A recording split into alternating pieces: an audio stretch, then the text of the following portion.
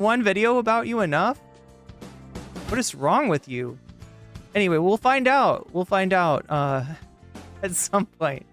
Let's take a look at what Sam Cedar and Emma Vigeland have got for us. They interviewed AOC, and like I said, AOC's been making moves lately. I have not loved every single one of those moves. But that being said, I'm interested in what she's got to say. So let's take a look.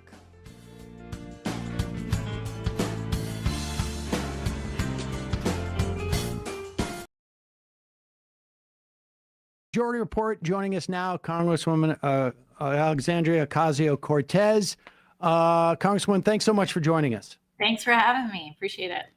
So I'm going to start off with let's talk about what's going on, obviously, right now. At any moment, you could be called to the floor for a vote. And there's some indication of what it may be. They're now talking about splitting it up into 3 different bills. But just give us your sense of what's going on here, because it feels like 5 days ago, nobody predicted there'd be an issue with this. We were totally fine. Democrats and Republicans had come to a compromise, CR, just government funding bill. And it's actually funny. It kind of came down to literally maybe like a 3-hour window where the schedule in the House, there was 2 vote series. So, I believe this happened on Friday, this conversation. Yeah, 5 days ago. Wait. When did this happen? Was it Thursday? Okay, now I'm like legitimately December 20th.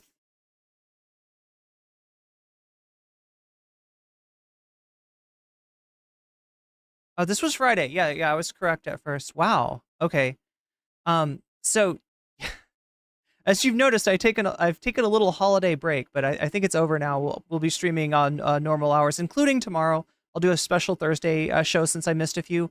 But yeah, so this happened on Friday. Wednesday was the day that everyone expected the bill that was agreed upon, the compromise bill, to be passed. And then Elon Musk started tweeting, and he kept tweeting, and he kept tweeting, and he kept tweeting, and all the Republicans got very scared that they were gonna lose their seat to Elon Musk, because that's the offer that he started with, was like, I will support your primary opponent. I will kick you out of your seat. I will use my huge amount of money to make sure that you never win another election. So he got their attention. He got them to listen, and they pulled out. They decided they would not vote for the bill. That was Plan A. So Plan A went by the wayside. Then Plan B, I believe, was another version of the bill, also got voted down. Elon was not behind it. On Friday, Plan C came together, and I think that's the one that finally passed. The only difference is it doesn't have a lift of the debt ceiling. It doesn't lift the debt ceiling.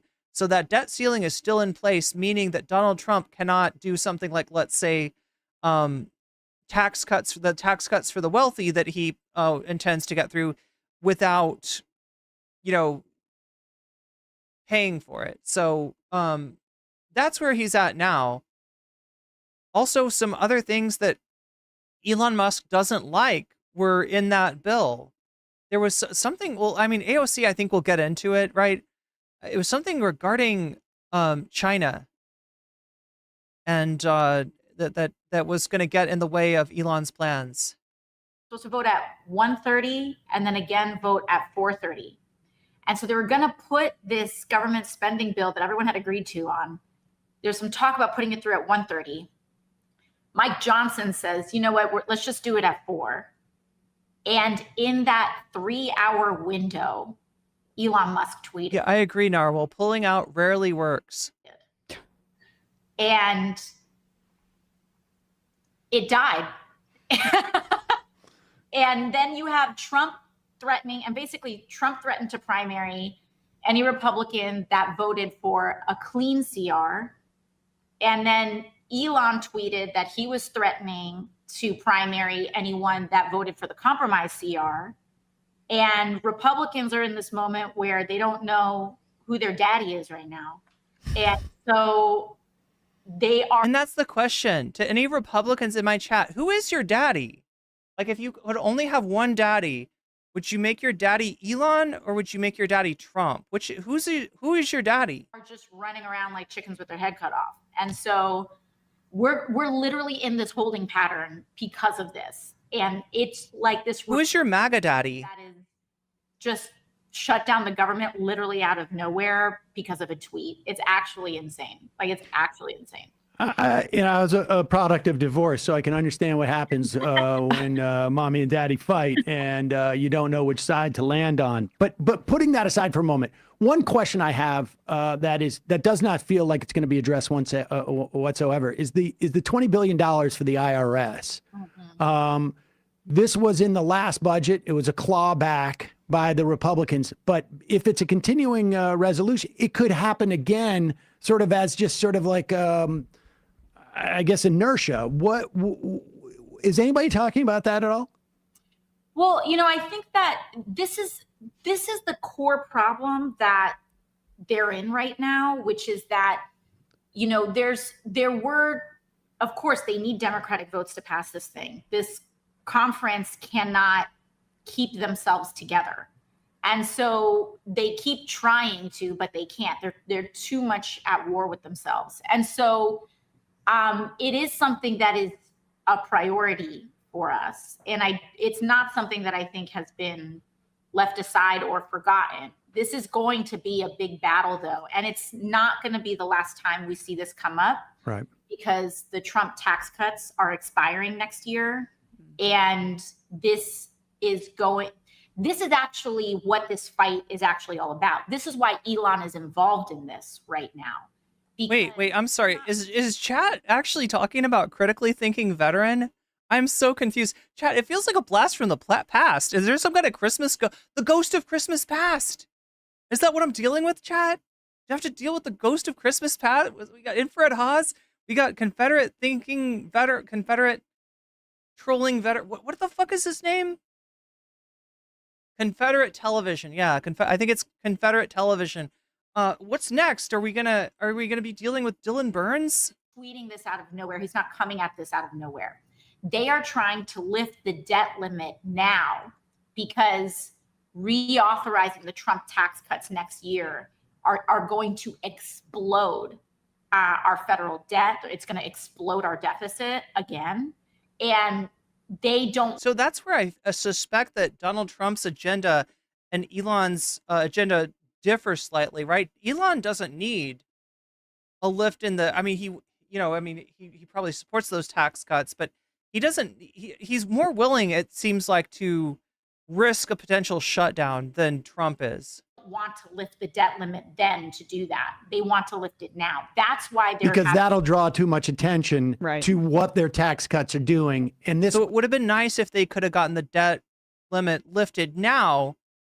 That way it won't be associated, is what Sam is saying, with the tax cuts for the wealthy. If they split it up, it's less of a story. And that's why Elon's getting involved. His net worth has, I believe it's almost doubled since the election.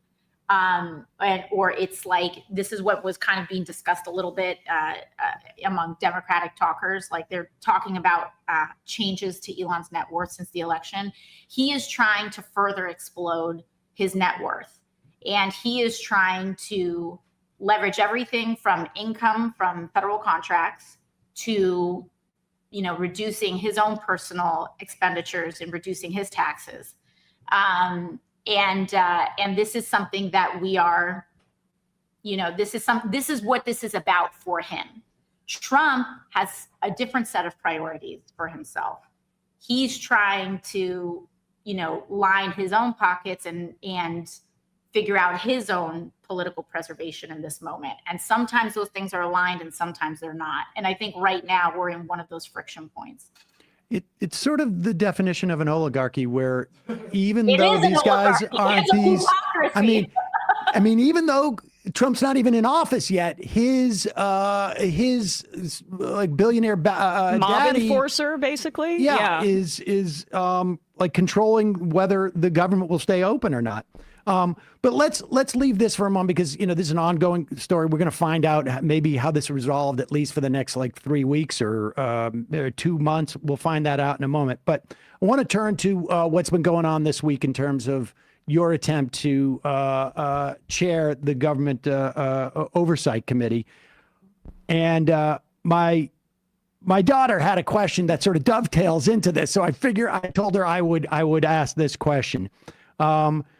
She wants to know, and I think sort of these two questions sort of address that whole dynamic. One is if you feel abandoned by the Democratic Party, and how so, if you do. But also, she wants to know, how do you grapple with having to appeal to multiple different ideological groups?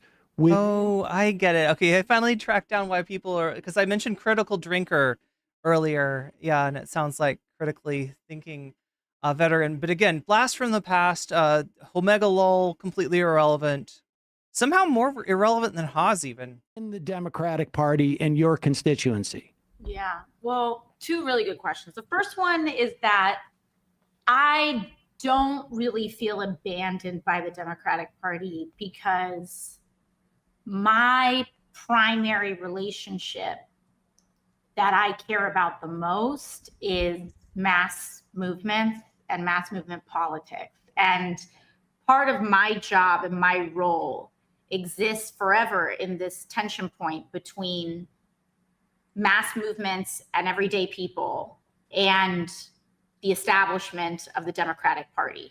And so that is always like, as long as I exist as a person, I am going to be in this waypoint between these two forces. And what I'm always trying to do is open the windows of possibility for people in the Democratic Party. And so I don't Simon Pierre, thank you so much for the super chat. feel abandoned because my job is not to try to gain personal acceptance. My job is to try to build power for the working class. And so I feel like you have to know when to select your battles and when to force the question. And I ran to win. I always run to win. I don't pick fights that I think are losing from the jump, even if they are long shots. But I also felt like this was a win-win situation. And I felt like it was win-win because you win it in a literal sense. We're able to wield this seat. And I think I genuinely ran because I thought it was what was best for the party. And I think it was what was best for the country. And I think it was what was best for people. And that's why I did it. But I also think that it is clarifying. And sometimes when you force this question, it allows us to take measurements about where we are at. And not in a binary perspective, not just in a binary perspective either. It's not just that we won or that we lost. But even in losing, I don't think anybody in the party thought that it would be this close at the start. This is a race among, by definition, Democratic insiders, only among other members of Congress. And this is typically an environment where people like us get crushed. And the fact that it was this close, the fact that some of the most, established and powerful elements of the party had to mobilize to make, to make this result, happen, that we, people were hot on their heels, I think is a very good sign for us. And so that's the first question, which leads to the second question, right, is that in order for us to win, we need to win along several dimensions. And we need to know. So she's, if anybody's confused, like she's talking about the race that she was running for in terms of House leadership, not the presidential race from November. Know how to bring people together and cleave people together in in kind of different dimensions in addition to an ideological one. If it's forever just progressives versus the establishment, and that's the only frame, then we are outnumbered. But if we can take that, preserve it, we're not abandoning it, but you add generational dimensions, you add class dimensions, you add some of these other things. This is an exercise in coalition building while preserving the integrity of our positions.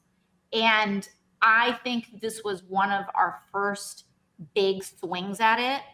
And I think as far as that goes, there was a lot of really interesting successes in that. This was not. So that you mean if we were to look at the votes that you got maybe on the steering committee, and if we were to look at the votes that you got on the floor, we would see you could have obviously progressives voted for you, but then maybe there are younger people who have a different idea of what partisanship looks like. I mean, I think that is a big part of the generational changes. And there may be also some people who run to the progressive positions on economics, but maybe not on immigration, or maybe not on, picket, essentially. Or, I mean, because frankly, there are votes that I know that my daughter and I have talked about, and that we've talked about here, that you've taken that we're not excited about, to say the least. The anti-Semitism one in the most recent. So yeah, if anybody thinks that Sam is just going to sit here and fawn over AOC, no. He just brought up a look at I caught Emma looking like she's literally doing a side eye. Now, there's been some votes made by AOC that a lot of people are not super thrilled with. Other people say this is strategic, and she is playing the game, and she's trying to become some sort of a force within the party, and to do that, she needs to. I mean, there's always these votes in, mainly in the House, where if something isn't gonna win, where there's like a cost to voting your conscience. And I think the image that most people had of AOC, going into the House, was somebody that was gonna always vote their conscience, even if it wasn't convenient. The question here is, what's changed to get AOC to vote in such a way that God, I mean, we're talking about a bill that codifies anti-Semitism as not being anti-Semitism. It is to incorporate being against settler colonialism in Israel as being one, qualifying as anti-Semitism, right? So you can see why people are not excited about the vote. Is Sam kind of understating it? He's being a little bit diplomatic still, but at the same time, this is a question that is fairly pointed for AOC to answer, and that a lot of people, this is the source of a lot of people's consternation with AOC right now. But this is part, or you tell me, is this part of the idea of there are certain battles where you think are maybe less consequential in the long term, that you will sacrifice to build these coalitions for the long term? I think that we are presently in a moment where we have to be really ruthless about what battles we pick, and we cannot pick all of them. And I think we have to be realistic about the political moment that we are in. There are moments where we have the juice to be bullish, and then there are moments where we need to really strengthen foundationally and preserve. So look, while I appreciate what she's obviously saying, which is that I think what she's trying to say is, if the vote is going to either pass or not pass, regardless of your vote, you can get some kind of leverage for sort of wheeling and dealing and saying, I will vote with you on this issue, in order to, I don't know. I mean, like it's just like it's a complicated game, and I don't tend to understand it as somebody who's totally an outsider when it comes to legislative politics. There's there's a lot of machinations that go on, but saying all that, with all that caveat, this is an issue where you got to say whether you're on the right side of history or not. This isn't just, oh gosh, there was this great bill that we were going to pass. It was going to do all these good things, and well, I really wanted to vote for it, but it turned out it wasn't going to win. So I voted no in order to get some concessions from other people on other things. Right? This is going to be looked back at as a moment in which the United States enabled a genocide, and the people that fought tooth and nail against that are going to be the only people that history remembers well. So, yeah, the frustration is real. It was a tough year for us. And it's not just about big money. It's about, like, organizationally on the left, we are in a challenging time.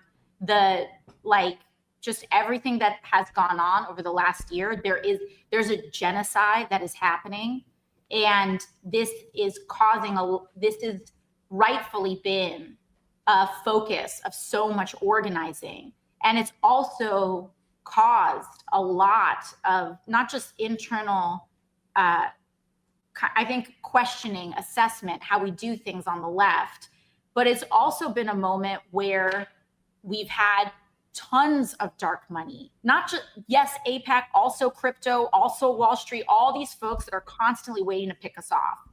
And so, I think that.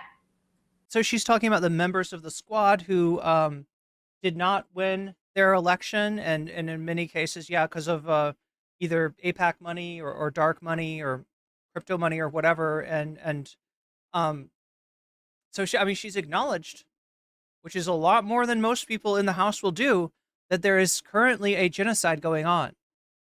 I think that maybe even at first she was kind of slow to acknowledge that.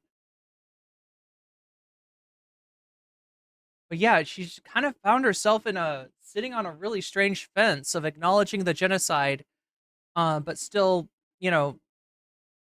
voting in a way that's it's just not going to make sense, right? Whatever you're perceiving on the inside, whatever kind of wheeling and dealing you think you've got to do to get the best results you can, it's not going to be understood by people that support you and believe in you and want you to do the right thing, and it's definitely not going to be understood looking back on it from history.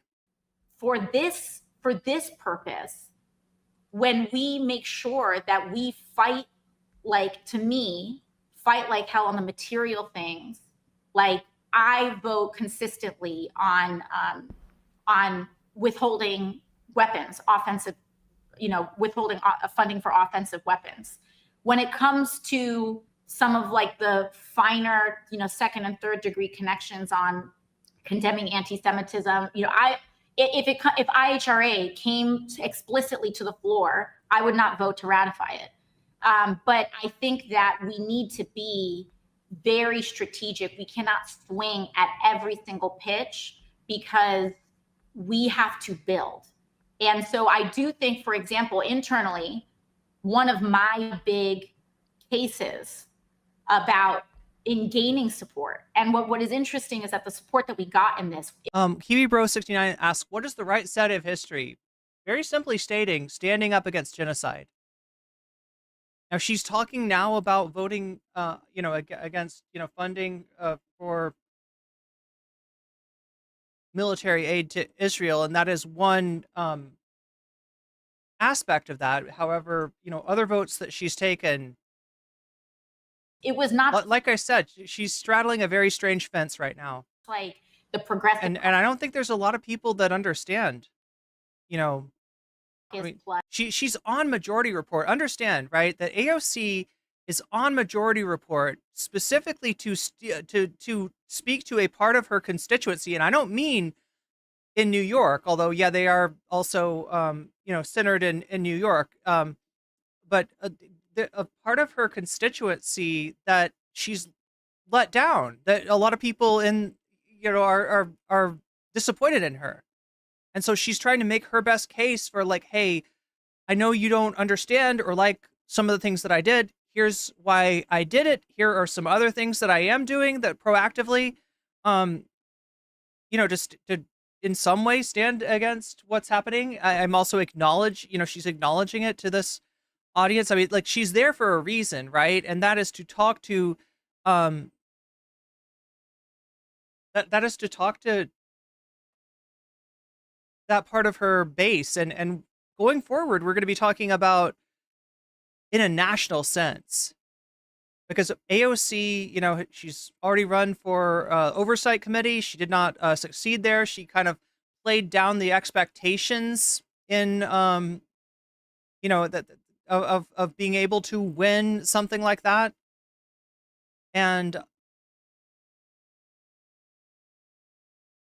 But going forward, she is going to be looked at as one of the only contenders. Like, you got to understand, presidential candidates don't just stand up and raise their hand and say, I'd like to run for president. May I please? Right? You've got to get a certain amount of attention, and especially in this attention economy, in this algorithmic driven news environment, you've got to be someone who knows how to get people's attention. And AOC, for better and for worse, has done exactly that. So she's definitely made some powerful enemies. She's inspired a lot of people, but she's also let a lot of people down.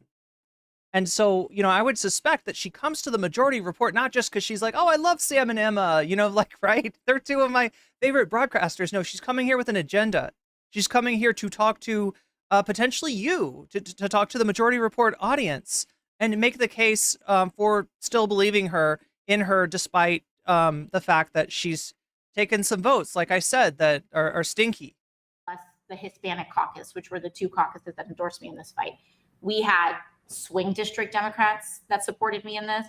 We had New Dems, which is a Pat Ryan, I think, was one of the most successful of the swing, sort of the purple districts, as it were. And he, I think, spoke on your behalf, right? Yes, yeah. And he outran Kamala Harris by the largest margin of any House Democrat. And so one of the things that the case that I was making to the caucus is that I can message on an economically populist message, and that is my intention. Of course, we are going to fight on civil rights. We're going to fight on human dignity. We're not going to let Democrats abandon our trans community. We're not going to allow Democrats to try to run skittish on civil and human. Okay, so look, I usually don't, during this segment, I don't talk like too much to chat, but I want to ask right now, Shorts chat, one in chat. If you are a Republican, if you are MAGA, but you are here because you find AOC hot, AOC does a little something for you that maybe you don't want to admit, but you can admit now by saying one in chat. One in chat if you're a right winger who thirsts secretly for AOC. I promise I won't tell anyone. That's why I'm not making it an actual poll. I'm making it like a one in chat poll. Rights issues. But do we have some right-wing gooners in chat? I suspect we do. I put AOC in the title for a reason. So the most alluring point to bring the party together and to bring them over, we have to make a case of persuasion, which is that there is no other place where we are seeing promise to win back the working class, to win back Latinos, to win back young people than right here. And the message that we can send as a party that has been really kind of cemented in this election by Trump, that Democrats are the party of the elite, which bore out in an electorate in terms of what got hemorrhaged. That the way that we counter that is a populist economic message, which in a progressive frame has the benefit of a multiracial democracy, and that is attenuated with that. Right. And part of why, I was excited about the prospect of you winning that position to be the top Democrat on oversight was because of the fact that you could communicate that kind of thing with a really large megaphone. And I think part of maybe I saw what you did with your followers after the election, some of the voters who voted for you and Trump. Mm-hmm. And, Trump's style of tweeting or truthing or whatever, he's lying all the time, but it at least simulates a level of responsiveness to the public. Yes. So my question is just do you think that the Democrats' message on Trump's threat to democracy was undercut by the fact that an overwhelming number of Americans thought that Biden was too old to run for a second term, and yet there was no real primary process anyway? So I guess in other words, do you think that the Democrats need to build back more trust and legitimacy with their base, democratic legitimacy, by showing more responsiveness? Yeah, absolutely. And I think that's a big part of what our case was as well. I think it's interesting because a lot of people kind of talk about the gerontocracy of the Democratic Party and the way. This is a rough one for her to go into. She was just beaten by a strapping young lad of 75 years old. What was the guy's name again? Connolly. Yeah, Connolly. So, anything she says from here out is going to be seen in that sort of a context. But we do have an issue with gerontocracy, not just with the Democratic Party either. You had, at the outset of this last presidential election, you had two octogenarians running against each other, one of whom could not string together two sentences, and the other of whom could not shut up about Hannibal Lecter. Neither of whom I would say has demonstrated good cognitive health. And, that's from the fact of what I said before. It takes star power to run for president. Part of Kamala's difficulty in jumping in there and being the candidate in place of Biden was the fact that she didn't have that kind of gravitas. Even as Biden, and Biden doesn't have that much Biden was a guy that nobody was really excited about. The only reason that Biden became president was because the Obama and Clinton cohort of the party, in other words, the institutional establishment of the Democratic Party, could not stomach the idea of Bernie Sanders getting the nomination.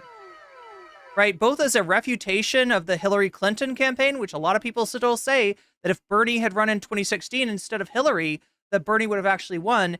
And, in the sense of having somebody who is too far to the left to satisfy the donors. The donors that they're pursuing are people like Mark Cuban, who definitely don't want a left progressive economic agenda to be put forward by the Democrats. It's people that are they're anti-Trump, they're wealthy, but they want a very Republican style of economic policy that cuts their taxes, doesn't hit them with too many regulations. Obviously, Mark Cuban, no fan of Lena Khan, etc. So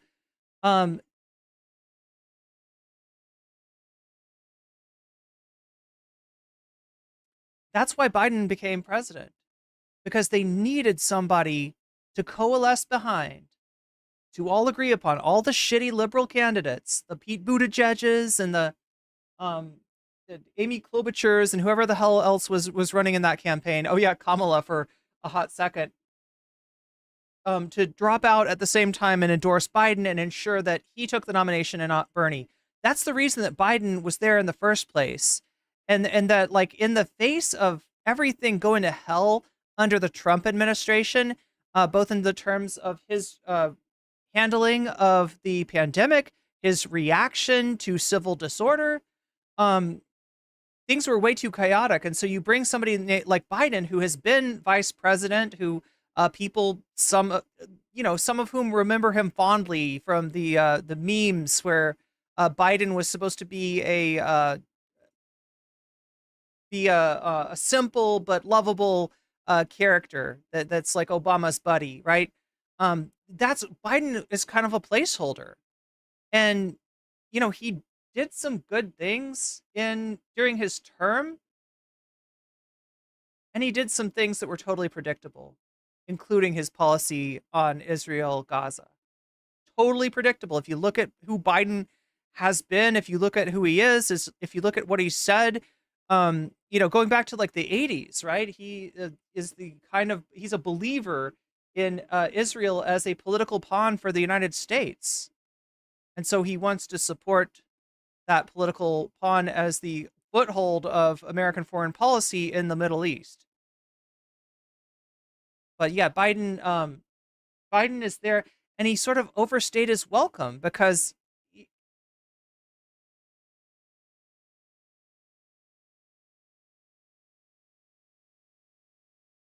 why did he overstay his welcome? Because he was able to, yeah. Because if you're the incumbent in the Democratic Party has such an advantage, even if you're not the incumbent, even if you're Hillary Clinton in 2016, and you're the candidate with the most establishment buzz about them, you are a very hard candidate to beat. And so once Biden had that incumbency, all it took was for him to decide, hey, I'm not just going to be the placeholder candidate that hands it over. I don't, obviously he didn't have a lot of faith in Kamala Harris. He kind of hid her. He kind of kept her in the background. Another reason that she didn't have the gravitas that she would have needed to win the campaign. And it was still building her image. There were still people confused when they showed up on the day of the election. One of the most popular searches in Google was, is Biden not running? Or, something of that, like people surprised to go to their poll and not see Joseph Robinette Biden as an option. So you can tell that she didn't even get out the word that she was the candidate, let alone build a lot of people's image of her to that kind of status where she can fight on an even playing field. Way that a lot of these decisions are decided by seniority, and all of those things are true. But what is also attenuated with that is the fact that it is really hard for a lot of, I think, Democrats to wrap their head around the current media environment that we are in. And there's still like this really big attachment to the idea that CNN, MSNBC, the op-ed, pages of the New York Times are where swing voters are and where everyday people are. And as we saw from the election, people who, if you ascribe to that kind of a media diet, you are overwhelmingly supporting Democrats. But there has for a very long, and this was actually part of what part of what I was trying to offer the party is also part of what I think had cut against me in this race, which is that there's this idea that having this, not among all Democrats, but I think among more of the old guard, that having that kind of resonance and responsiveness is gauche and lowbrow and unsophisticated. And it's attention seeking. Like the fact that a person has attention means that they are attention seeking, as opposed to the fact that they are. You can see Emma's reaction to this. Yeah, this is what dooms the Democratic Party in elections like this. The old guard, the establishment Democrats, they're losers. They've been losers for a long time, and they've had control of this party for way too long. And that's why we see the gerontocracy. Now, I'm not super hung up about people's ages. Obviously, you've got people that are still as sharp as, as sharp as they were when they were young, like Bernie Sanders. And then you got people like Trump and Biden who are a little off, to say the least, right? So it's not for me about the age as much as it is about the, ability to do the tasks of politics, right? Biden could not run for president because he was unable to communicate. When he tried to communicate, it came out, we finally defeated Medicare, right? He's trying to say we finally defeated COVID. which is questionable to say the least. And instead it comes out we've defeated Medicare. He gets mixed up about what he's even talking about, right? And then Trump, he does the weave. It's, like he's even got branding for his excuse for not making sense when he goes on for 3-hour tirades about anything from Hannibal Lecter to the dick size of professional golfers to, whatever. Talking to people. And so I feel okay. I just wish we got one clip of Trump talking about YMCA and saying the author of the song came out.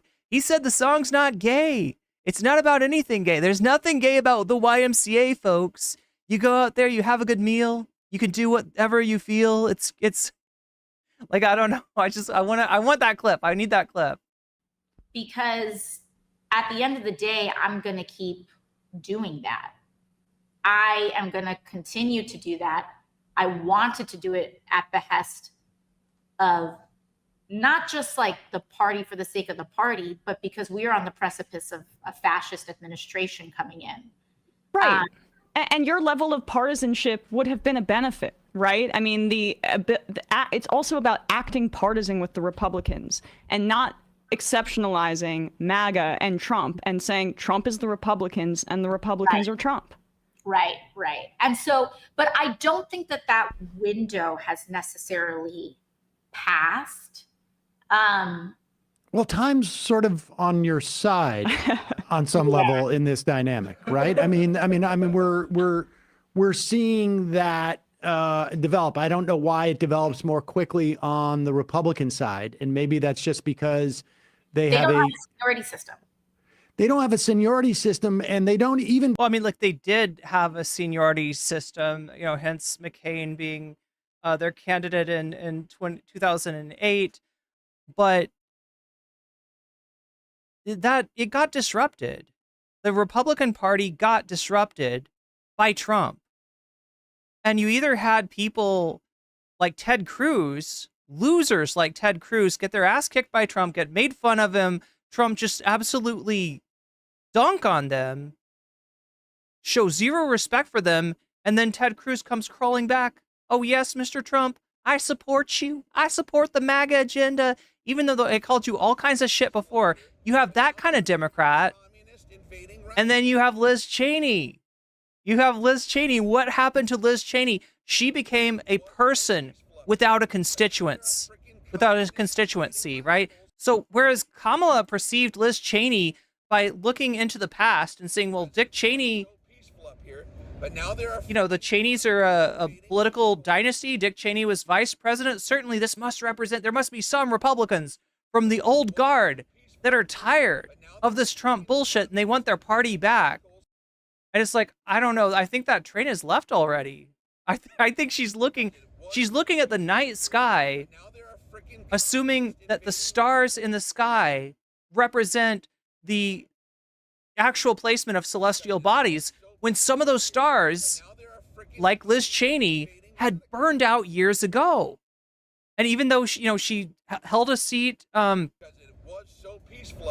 the legislature, even though she's from a political dynasty, she's not relevant. She's about as irrelevant as Infrared Haas. And there's no constituency. She doesn't even have a guerrilla gang to go in and harass other streamers into debates like Infrared Haas does. There's just nothing. She's dried up. I don't know how else to put it. And for Kamala Harris to put in her lot with the likes of Dick Cheney, Liz Cheney, and even from what I've heard, she was angling for the endorsement of George W. Bush. It's pathetic. But even in the context of their media, like they developed, talk radio first. They and they've put a lot more money into the online stuff. Oh, also Omega Star, thank you for the membership. Omega Star says AOC, Emma, and Sam are awesome. Max left. Yes, Max left is best. And there's an investment there, and they don't seem as reluctant to do that. And just lastly, because I know you got to go, But part of this dynamic of the way that young people are getting their media now, it seems to me, is that what we've seen with Gaza and what's happening with Israel is akin, in my mind, to what happened with the Vietnam War, when we saw for the first time reporters were actually involved in the war. And for people who had more skin in the game, insofar as like I could get drafted or my kids could get drafted, that really changed the politics in a way that I don't think the upper echelon or the old guard, as it were, of whatever was happening at that time in this country understood. And I feel like that same dynamic is happening now. If you're under the age of 40, what's gone on in Israel is in Palestine and Gaza in particular, obviously, So and the West Bank. I'll just tell you what Sam is talking about if you're not a regular viewer of the Majority Report. He's talking about the parallels between 2024 and 1968, which might sound kind of wild, especially if you don't know what the 1968 presidential election was.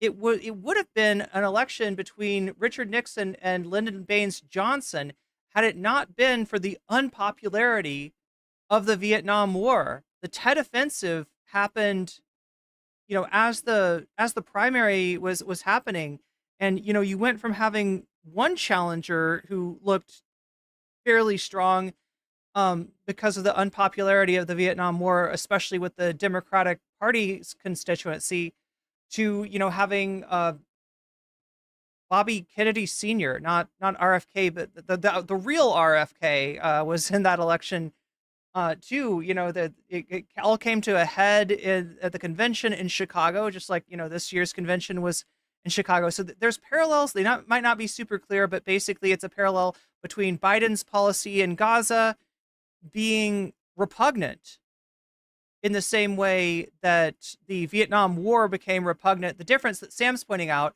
is that instead of just sending money to Vietnam in order to aid the puppet government that the United States had set up there, they were sending their kids.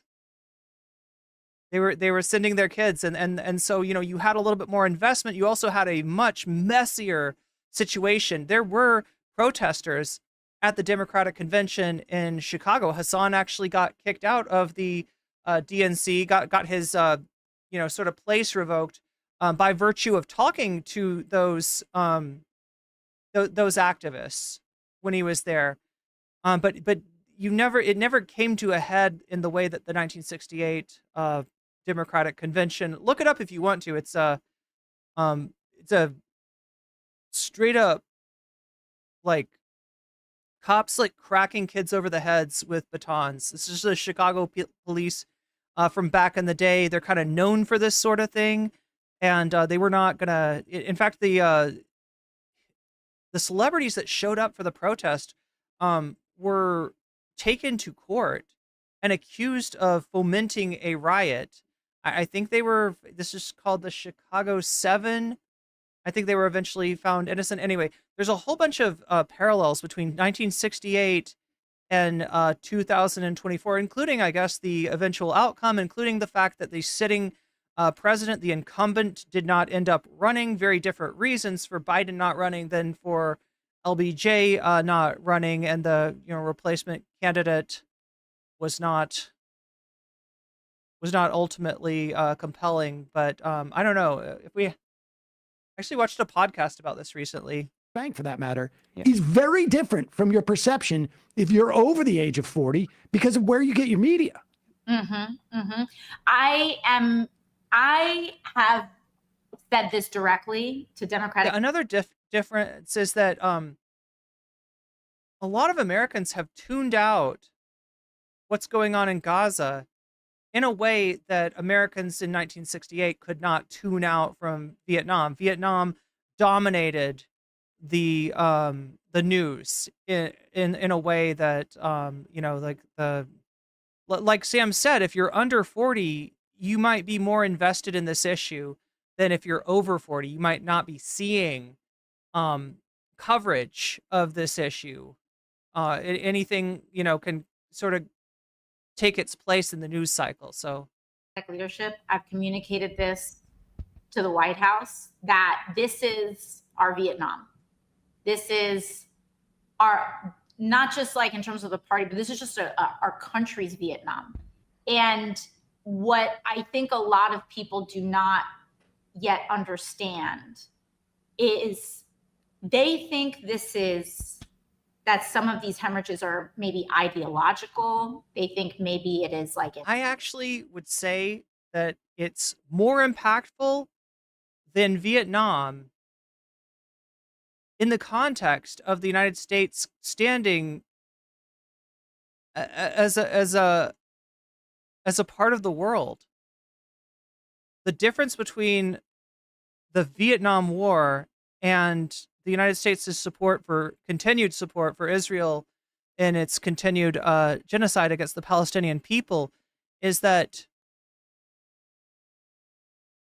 whereas you might have a lot of voters, of people, especially young people, that are, were not supportive of the Vietnam War, the United States is losing the world. The United States is losing any kind of claim that it has, not just as a responsible country, but as a country with any sense of morality. In some ways, it's like South Africa, but maybe even more so than with South Africa. An ethnic thing.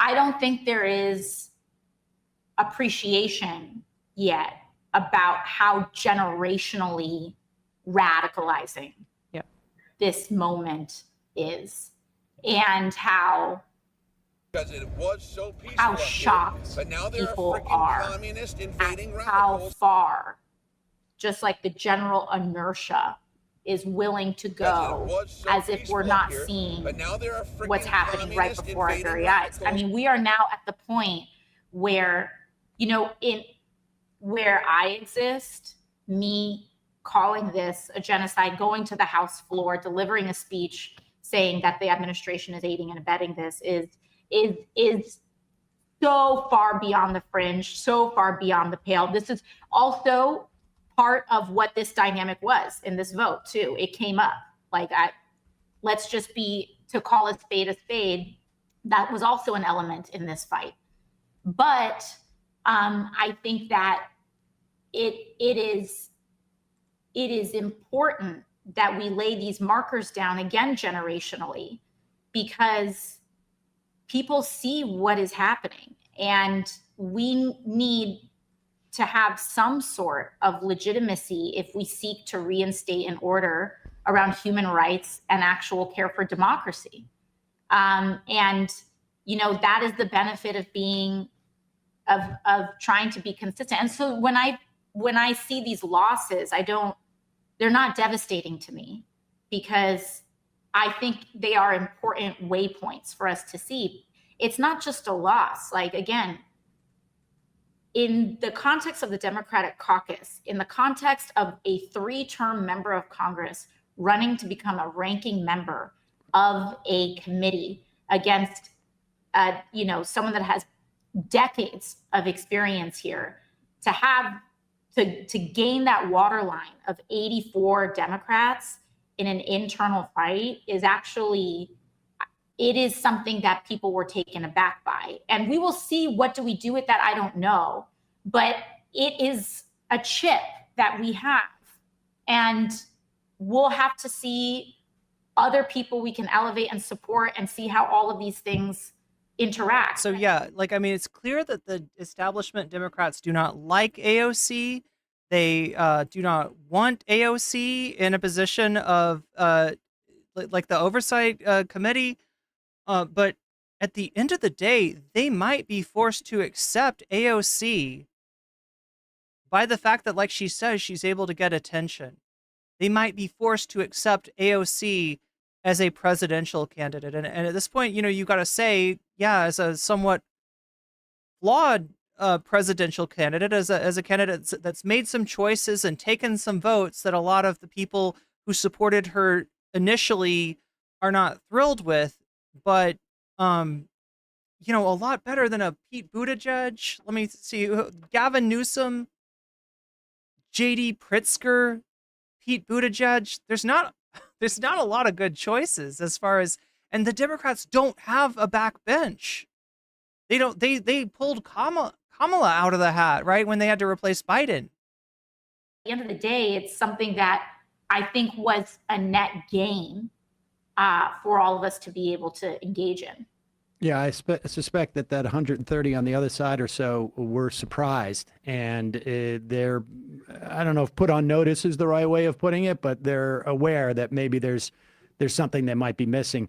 Congresswoman Ocasio-Cortez, thank you so much. Thanks so much. And good luck with whatever you end up having to vote for on or today. against. Yeah, but pathetic that 130 members of the Democratic caucus end up saying that the future is this 75-year-old establishment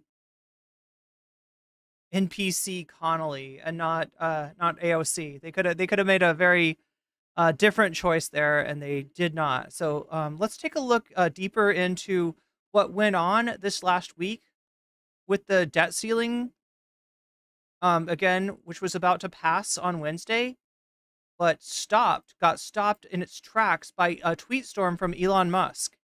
And the question we're asking here But now they're a freaking communist. is, what does the daylight between Musk and Trump look like now? What is the power dynamic between Musk and Trump? What are the agendas of Musk and Trump?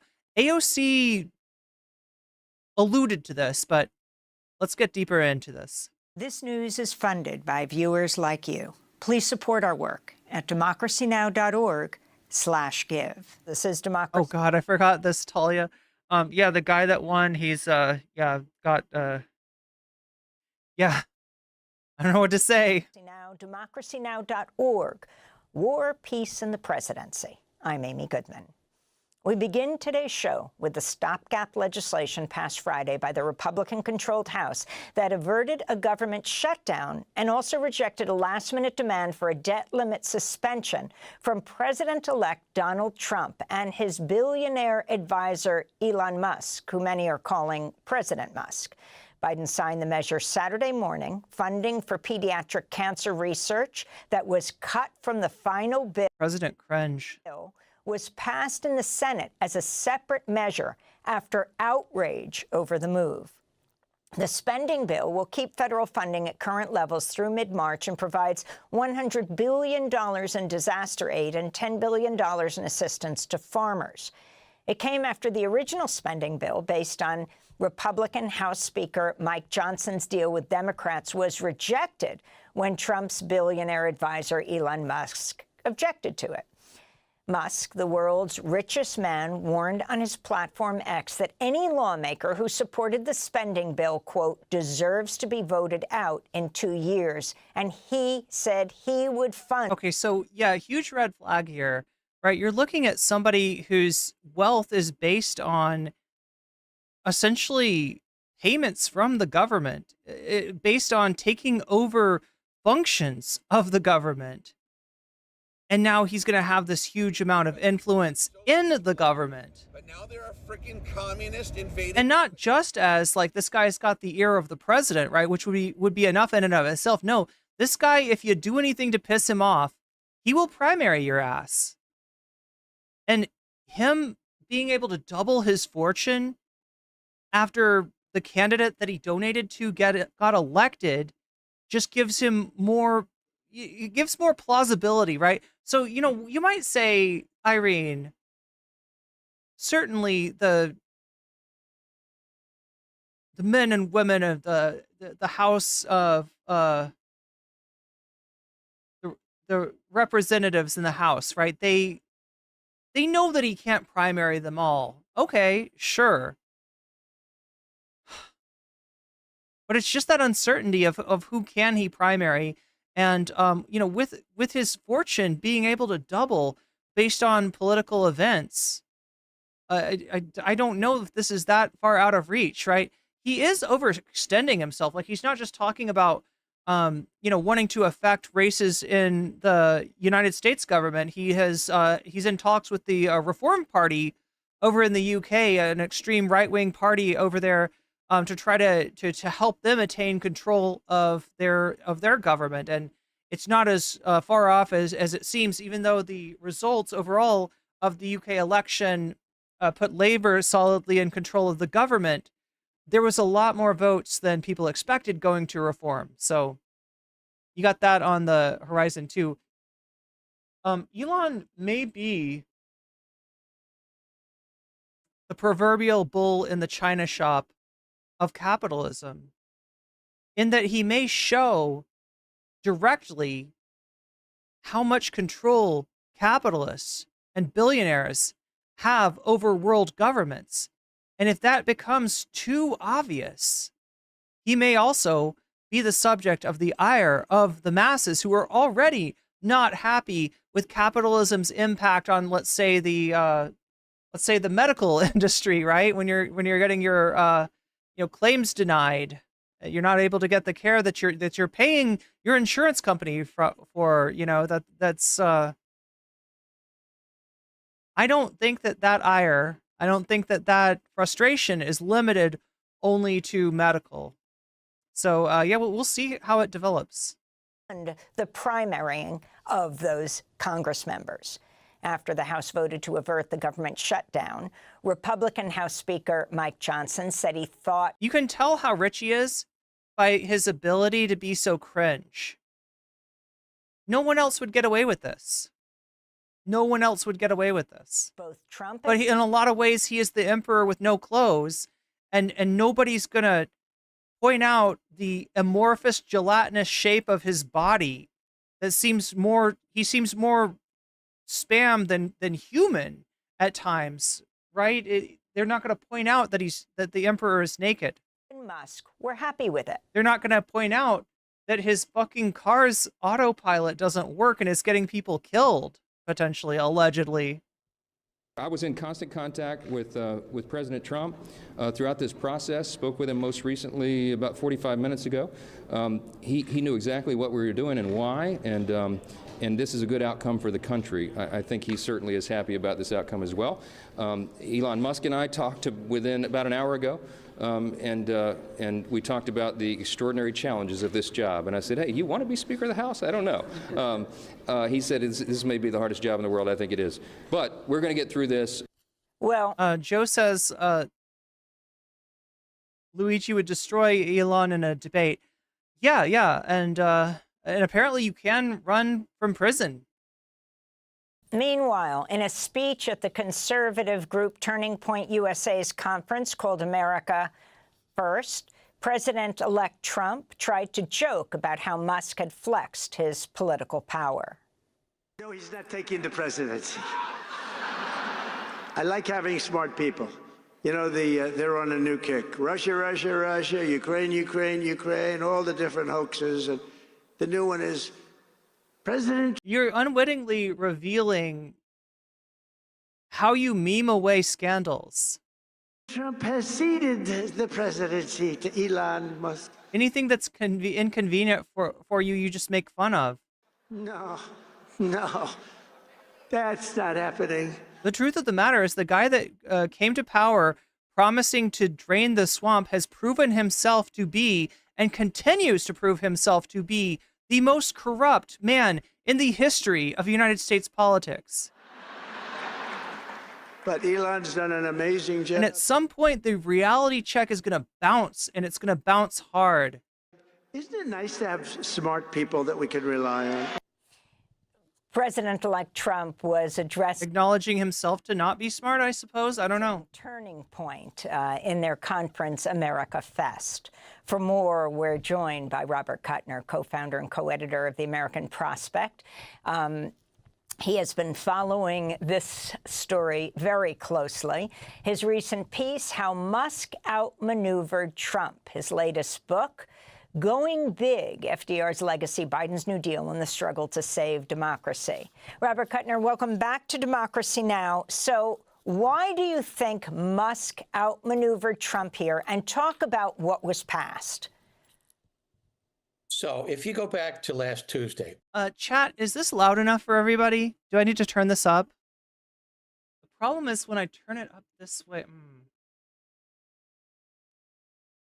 All right. I'm going to have to do it this way. So it's a little quiet, right? Is it a little quiet? Look, I'm not going to begrudge, Amy Goodman some problems with audio levels.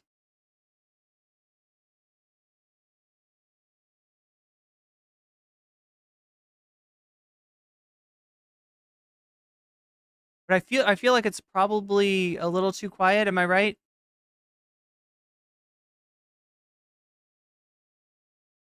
A little quiet on the video. Let's it's not that bad. Okay, well, we'll turn it up slightly. Let's just go in here and enable this gain filter, turn it down to, I don't know, what, 5.5 decibels sounds? Tell me if this is better. Johnson and the Democrats had agreed on a bill to continue funding the government, and it had about 100 other bipartisan provisions in it, including, and this was the one that was most important to Musk, a provision that had been negotiated by Senator Cornyn of Texas, a Republican, and Senator Casey of Pennsylvania, a Democrat, to limit high-tech investments in China for national security purposes. Now, it just happens that Elon Musk has Tesla factories in China and is planning AI in China. And a ban on high-tech exports would have really messed with his whole business strategy centered on China.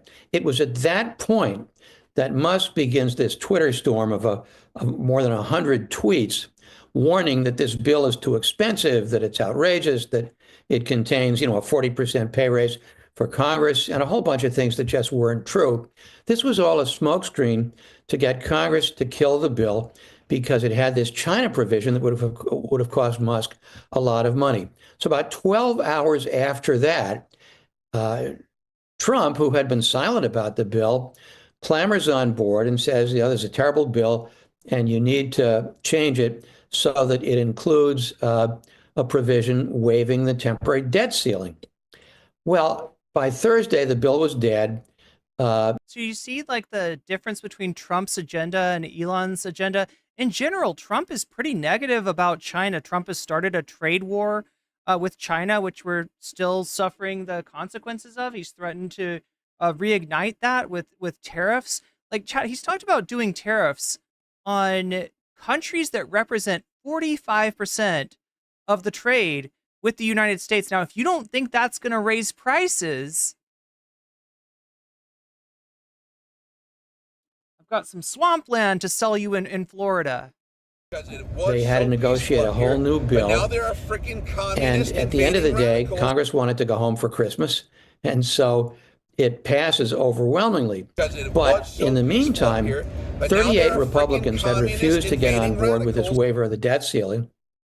The Democrats were never going to give Trump that kind of leverage. So the Democrats were never going to vote for a waiver of the debt ceiling. Trump must have known that. End of the day, Musk got exactly what he wanted. The China provision was stripped from the bill. Trump did not get what he wanted. The waiver was not included in the bill. And so it's a classic case of. So even if there's not a formal divide between Trump and Musk at this point, even if there have not been harsh words exchanged, which I would be a little surprised if that hadn't happened, at least there wasn't at least some tension between the two, you do see Musk kind of fucking things up for Trump, and that is not going to go unnoticed. Musk rolling Trump. And so there are a couple of questions here. Is Trump aware of this? Is he whistling past the graveyard, as that comment suggested? He's not stupid. He may be evil, but he's not stupid. And he must know that Trump, that Musk took him to the cleaners on this, and that this is going to happen going forward, right? I mean, Trump is supposed to be some kind of a China hawk. I also want to point out communist invading radicals that usually when the government and big business fuse together in some sort of way, it's not a good thing. It's really not a good thing. Now, sometimes that ends up with the capitalists being taken for a ride, the capitalists being, finding themselves under the control of an authoritarian figure. And, well, sometimes it seems like the tail like in this situation, the tail may be wagging the dog.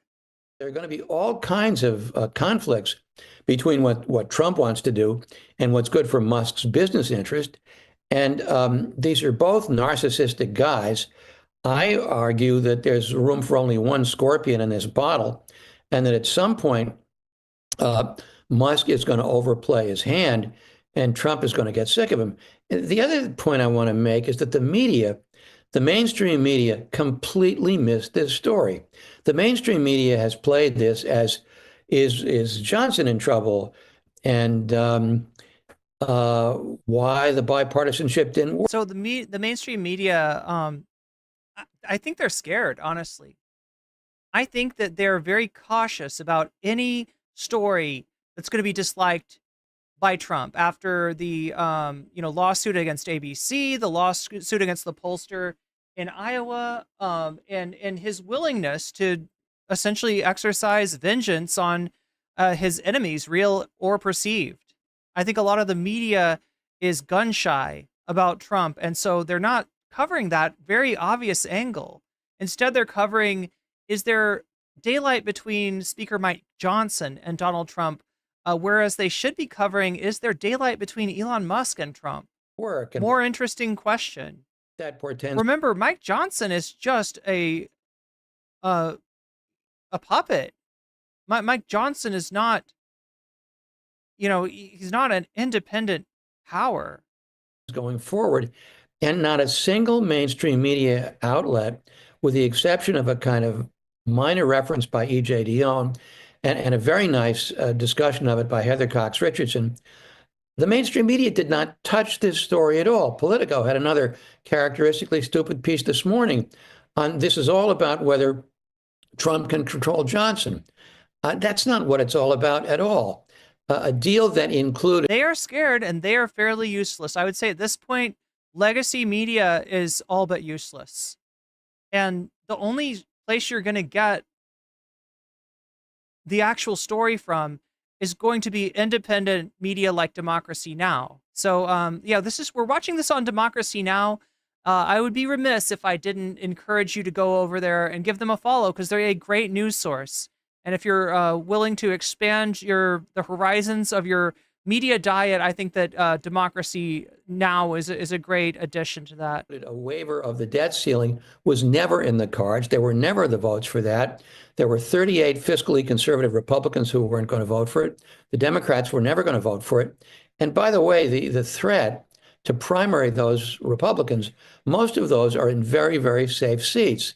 So again, Musk is going. So the safer a seat is, the more dangerous it is in a primary, especially a primary against a candidate who's able to out-MAGA you. If you're perceived... Now, this is the question, though. This is the question that I ask in the title of the stream. Who is MAGA's daddy? Who's the real power behind it, right? Is it Musk or is it Trump? Because I've been I don't know, a few years, in 4 years ago, I would have said easily Trump, and most of the time, that's the obvious answer to the question. MAGA is Trump. Trump is MAGA. It's about Trump, right? I'm not sure if that's the way it is anymore. I'm not sure if the tail is not wagging the dog at this point. Going to demonstrate that this particular threat is just idle bluster. And the other interesting thing here is... Wait, idle bluster? I'm not sure about that. See, here's the thing. When he says a safe district, he means they're not going to lose it to a Democrat. They're not going to, it's a very red district. That's what he means by a safe district. But the more red your district is, the more that somebody saying that you're with the swamp or you're a rhino or you're anti, right? The easier it is to get a candidate to come and primary you on the right. They're not as safe as they look. Unintended. And remember, primaries work in most states. Only the people registered for that party are allowed to vote for the primary candidate. That means that it is a vote amongst Republicans. It is not a vote amongst all the constituents in that state. But now there are freaking communists. Actually, this puts a little bit of spine in the Republican caucus in the House and the Senate. They're willing to eat a lot of crow for for Trump, but at some point, even the spineless Republicans in the House and Senate get sick of being treated as nothing but rubber stamps. So, Robert Kuttner, talk about Democratic House leader, the leader of the minority, Hakeem Jeffries, allegedly discussing permanently abolishing the debt ceiling. Can you talk about the significance of this discussion? And because it's just referred to as the debt ceiling or eliminating it, explain exactly what it is. Okay. So in the early 20th century, legislation was passed requiring Congress to explicitly pass a law increasing the permissible amount of the Omega Star, thank you for the $5 super sticker. national debt. Up until then, Congress could pass whatever it wanted to. And if Congress passed deficit funding and that temporarily increased the national debt, that was just the way it was. It was assumed that because Congress had voted to increase the deficit and that temporarily increased the national debt, that took care of it. And then during World War I, they decided, well, when the government was borrowing a lot of money to prosecute the war, they decided, no, there ought to be a separate vote extending the debt ceiling. And for a long time, this was just pro forma. And then beginning in the 80s and 90s, Republicans used this as a cudgel to threaten a government shutdown if Democrats would not cut particular spending programs. So essentially the 80s and 90s are around the time that the United States left the post-New Deal, Keynesian consensus, right? If you look at a Republican president like Eisenhower, you'll see that his policies still had a very high tax rate on the upper bracket, on the highest bracket of income. Still had a tax rate that looks insanely high by comparison to nowadays, right? That all changed with Reagan and to maybe a lesser extent Carter. So it wasn't just a Republican move to the right politically. Remember, the difference between Keynesian economics is Keynesian economics looks at the workers as the economic engine of the country and says that we will keep our country more stable. We will be less likely to have, some kind of a communist revolution, which, was more of a possibility in the 30s and 40s.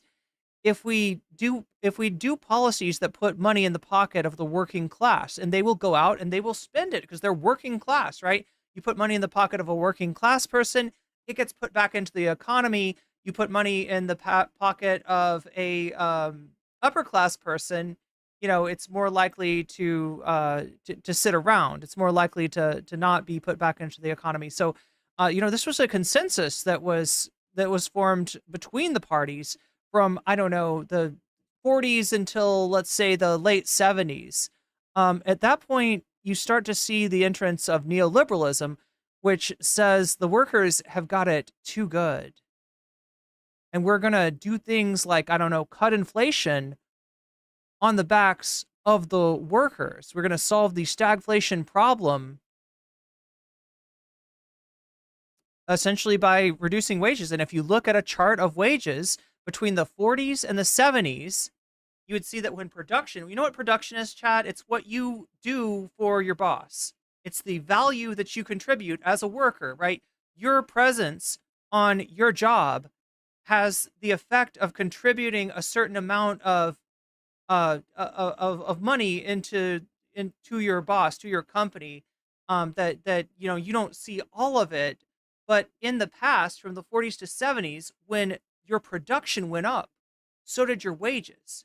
There's always that exploitation. There's always that, you're always producing more money for your boss than you're getting paid. That's just that's literally how capitalism works. I would show you the equation, but it would bore you. But there was a correlation, let's just say, between how much productivity an average worker, how much value an average worker added to their company, and the wage of the average worker. Right around the late 70s, early 80s, we see the productivity to continue to go up, and the real wage, inflation adjusted, flattened. And that's from a new consensus, a neoliberal consensus between Republicans and Democrats. And for about 40 years, the ritual of, are we going to fall off a cliff and shut down the government, or are they going to some kind of compromise and extend the debt ceiling? That has been a part of American fiscal politics. So at various points, various Democrats and various Republicans have said, this is silly. This is a distraction. Let's get rid of it. And when the Democrats have wanted to get rid of it, the Republicans have said, oh, no, we're not going to give up that leverage, and vice versa. So in this context, when Trump is about to become president and Musk is talking... So yeah, strangely, the shoe's on the other foot. When the Democrats are in charge, they want to get rid of the debt ceiling. Now they're a freaking communist invading radicals. Now that the Republicans are going to be fully in charge, the Democrats do not want to make it easier for Trump to do his tax cuts for millionaires and billionaires, which is probably his first priority. So that's what Elon's tweet storm lost, right? That was in the original deal that they were going to sign on Wednesday. Elon Musk comes out and tweets, bitches about how long the bill is. It has too many pages. Complains about a pay raise, which I think was about 2.3%.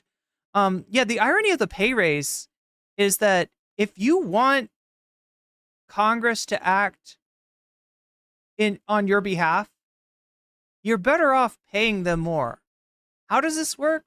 Well, so when the salary of a member of the House or the Senate is low, the only people who can run for that office are wealthy people that already have enough money to just coast on, right? Whereas when they're being paid a wage that's competitive with industry, then you're going to have the ability for people that are not upper class to take part in the governance, which is kind of does not seem to happen that much. So, I mean, like that's in there too. It was actually going to be a 2.3% rise. Elon Musk lied about it, said it was going to be 40%. But regardless, he scuttled the deal, right? So plan A scuttled, plan B scuttled, plan C, no debt limit lift. The goodies that were for Trump, right? The Christmas stocking, Trump's Christmas stocking was empty. Elon's Christmas stocking was full. He got what he wanted out of the deal.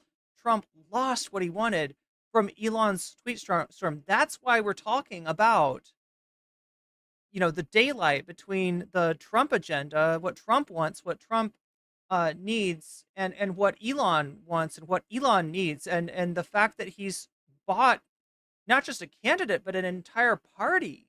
And, if you listen to him, maybe the whole country, right? He's talking about supporting primary or supporting, he's talking about dumping his money into races against Democrats to get them to do what he wants too. So, it's a strange new world that we're entering into, and we really got to ask ourselves, who is the power behind the new presidency, the new administration?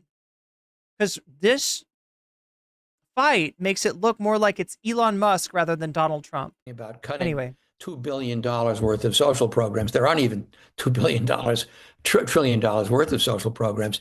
Tactically, this is not the moment for the Democrats to give this up. So I think Jeffries sort of talked about this as some part of some kind of grand bargain in the future, but not in this particular moment.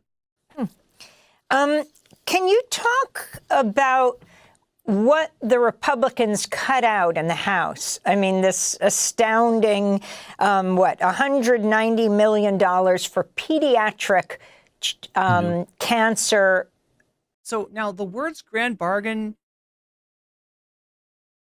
it sounds kind of blasé, but it should scare you, because what a grand bargain is the government raiding the Social Security Trust Fund, the government going after programs like Medicare and Medicaid to claw back money from them.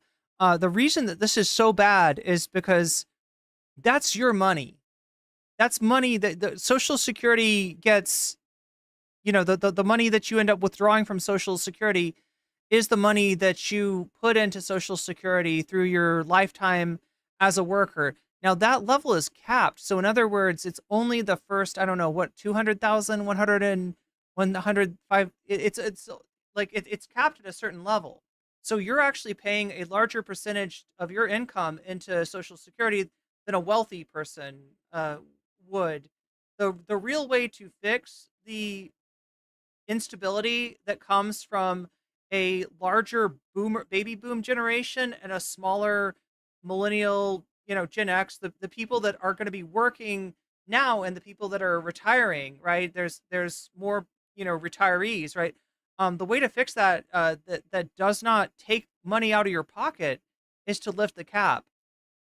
I hate to break it to you, but nobody's interested in doing that. That's a very unpopular view. A lot more popular is to privatize Social Security to a certain extent and to reduce the amount of payout and maybe increase the retirement age. So in other words, cause people to get less money out of Social Security than what they've put in. So that's what they're looking at doing. They're looking at raiding your piggy bank for retirement to pay for tax cuts for millionaires and billionaires. And proposals like this have been put forward by both Democrats and Republicans. This is where I say the entire United States political system is to the right of the American people, and particularly the vast majority of American people who comprise the working class, the people who work for a living, right? It's very beneficial if we privatize Social Security or privatize part of Social Security, for financial interests, to be able to divert some of that retirement money into their own coffers. So yeah, I mean, this is bad. This is really, when they're talking about a grand bargain. Obama tried to do a grand bargain. Obama was willing to wheel and deal with the Republican Party.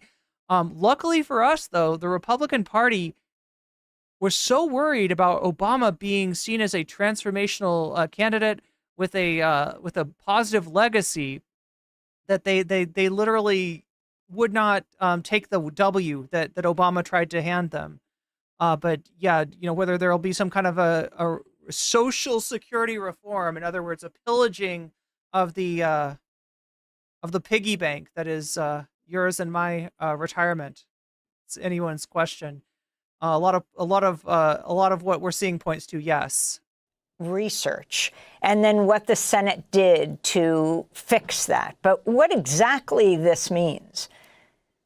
Well, there were about 100 provisions, bipartisan provisions, that had been painstakingly negotiated in good faith across the aisle by Republicans and Democrats that were part of the budget deal that Musk succeeded in killing.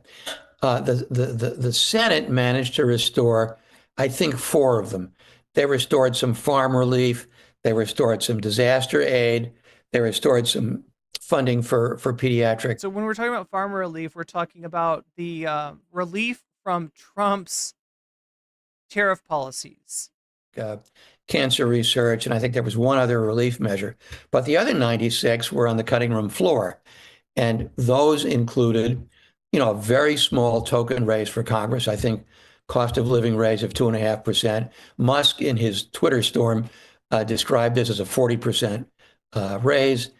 And there were lots of other good pieces of legislation, the most important of which was this China provision that, people concerned with national security exports of militarily sensitive technologies to China have been trying to get for a long time. This is bipartisan.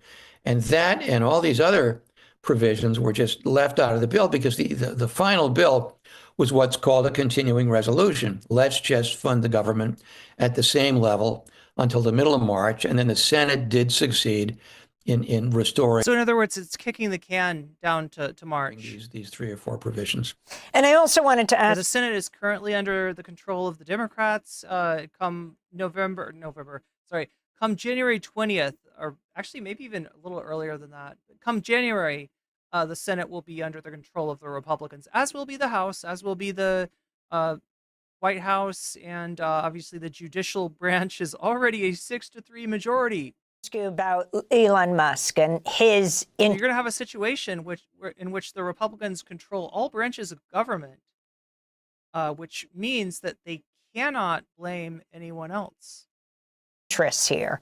I mean, if he wields this much power and people talk about, well, he's not even elected, he doesn't want to be elected because he would have to abide by some conflict of interest laws. You've got him holding over $15 billion in federal contracts through SpaceX, Tesla, Neuralink. And this is what I'm talking about conflict of interest. Companies. Talk about the significant. Somebody like Elon Musk being as influential in terms of government expenditures as he is, means that he will be, a big part of deciding what his companies get paid. Of this and how he benefits by what he pushes for. Well, the really interesting thing is, if you can imagine Musk playing this game at Trump's expense one time too often, and then you say to yourself, okay, going forward, can Trump, like he's done with so many other people, simply say, you're fired? Or does Musk have too much? That's the question that I've got to ask, right? If there's ever a conflict between Trump and Musk, who loses from that conflict? Who gets custody of the children of MAGA? And I don't think the answer is clear. I mean, I would guess Trump. Depending on how it happens, it probably really depends on how it happens and how they're able to spin the narrative. Leverage over Trump, or conversely, if Elon can characterize it as Trump letting MAGA down, letting his constituency down, then maybe he's the daddy. If Trump can somehow paint, they're going to both try to paint each other as rhinos. They're going to both try to paint each other as corrupt, and whoever wins out of that in that struggle will be the one with the power. Either Trump will just bow down and kiss the ring of Elon Musk and work to affect his agenda, or Trump will be able to say fuck off, and then a lot of Elon's businesses might suffer from that. Does Trump have a lot of leverage over Musk? So if Musk became Trump's enemy, that could do a lot of damage to Trump. On the other hand, Musk is dependent on all these government contracts. NASA has basically been outsourced to Musk, right? He makes a ton of money on all of these rocket launches through his company, SpaceX. He also controls a lot of battlefield satellite technology on which the Pentagon is dependent. And that cuts both ways. A lot of people at the Pentagon think this is terrible.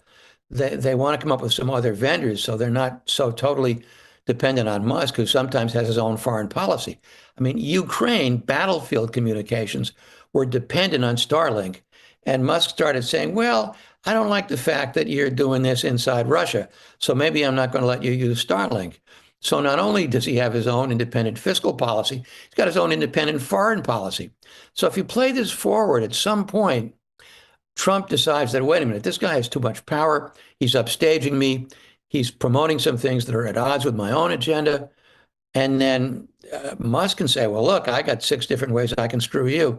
And I was looking back at history. I could not find another single case in the entire annals of world history where another leader who had dictatorial ambitions put somebody who he didn't control in such a position of power. So I don't think this is going to end well. And how exactly it ends will be fascinating to watch. And there's useful collateral damage here, which, as I said a moment ago, is that Republicans in Congress, both the House and the Senate, are getting a little bit weary of this too. You don't threaten. Ugly says nobody that Trump hires lasts long. Yeah, I mean, there is a track record. 38 members of the Republican House. In fact, we'll be looking at some of those people, right? We'll be looking at one person who Trump tried to get for AG and who turned out to have an unfortunate little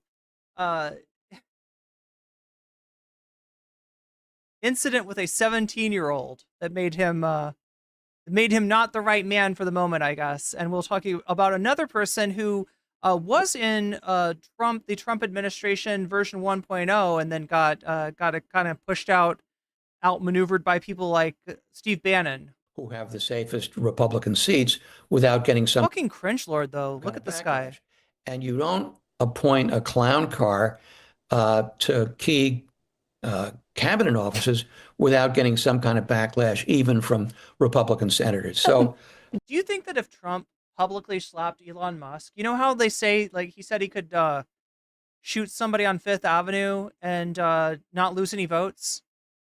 Do you think he could smack Elon Musk across the face? I don't know. Bob Kuttner, I want to go to my last question because we have to wrap in a minute. And that is the article you just wrote for American Prospect, headlined, How AARP Shills for United Healthcare, in which you ask, why does the supposed advocate for the elderly steer them to the industry's worst insurer? So, yeah, AARP is used to advocate for retired people. Yeah, it's the American Association of American Retired People is what it stands for. They're very much captured these days, and yeah, steering them towards healthcare that's really good at denying people's claims. You know, the best in the industry at denying people's claims. In this last minute, lay out what you found. Well, it's a very simple answer. They get they get $1 billion a year in kickbacks from United. And if they were doing their job, they would do some research on 7 or 8 different insurers, and they would say, here are the pros and cons of this one and that one. But the only insurance company that they are co-branded with is United Healthcare, and they get about $250 million a year in dues. They get 4 times that in kickbacks from United. Some people might say this is a sham nonprofit. It's really an insurance marketing scheme disguised as an organization for the elderly, and I'm going to be following up on that. Well, Bob Kuttner, I want to thank you so much for being with us. Robert Kuttner is co-founder and co-editor of the American Prospect. We'll link to your piece, How Musk Outmaneuvered Trump. He's also a professor at Brandeis University. Democracy Now! All right, so yeah, go follow Democracy Now! If you're not already. We're going to switch over to a little bit of content. I don't have a whole bunch of time tonight because we do need to watch. It looks like we're going to be watching the new What If Alt Hist video, or at least part of it. But I want to at least touch on what happened at Turning Point USA.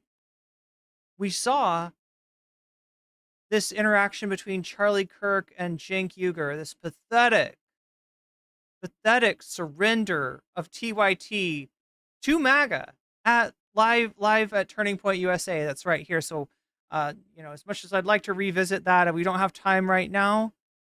But I wanted to touch on 2 people that I mentioned in terms of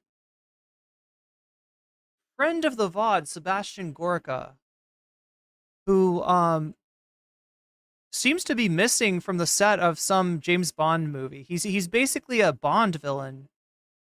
Where is Gorka? Where is Gorka? Oh, there's fucking Lauren Boebert. There's so many cringe lords here, but we have only got so much time. I need Gorka. There he is, Sebastian Gorka.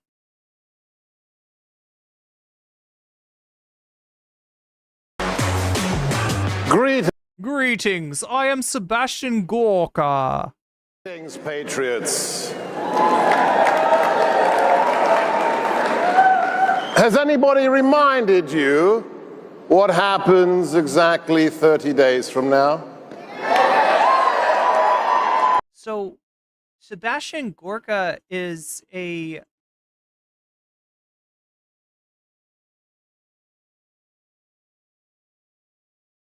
British man with Hungarian roots whose father may have been in an organization called the Vitezi Rend, which is essentially a holdover from fascist Hungary. And he was seen at one point,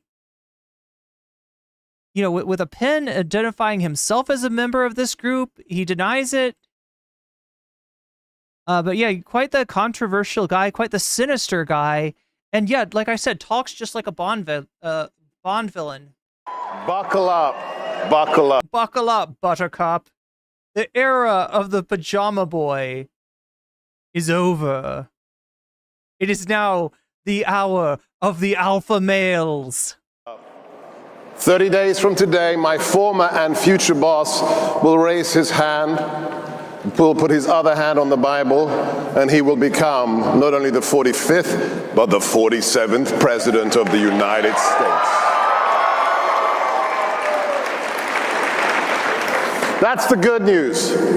Let's talk about the bad news. Let's go back in time to earlier this summer.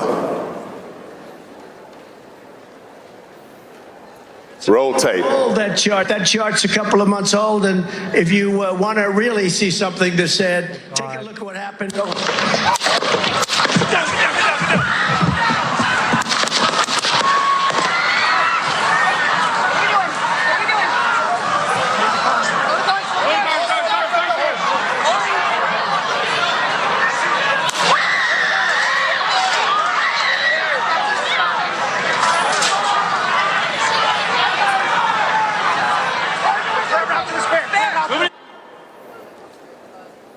That was America. Let me see if I can clout chase off of an assassination attempt by a Republican. That was President Trump. I want to use that. Really unfortunate for President Trump, considering this guy had apparently been looking up the speaking events of various candidates, both on the right and on the left, and it turns out that Trump was the one that was coming closest to where he was. So that video to just remind us of what we face and the greatest virtue that makes all other virtues possible. But first, what, firearms?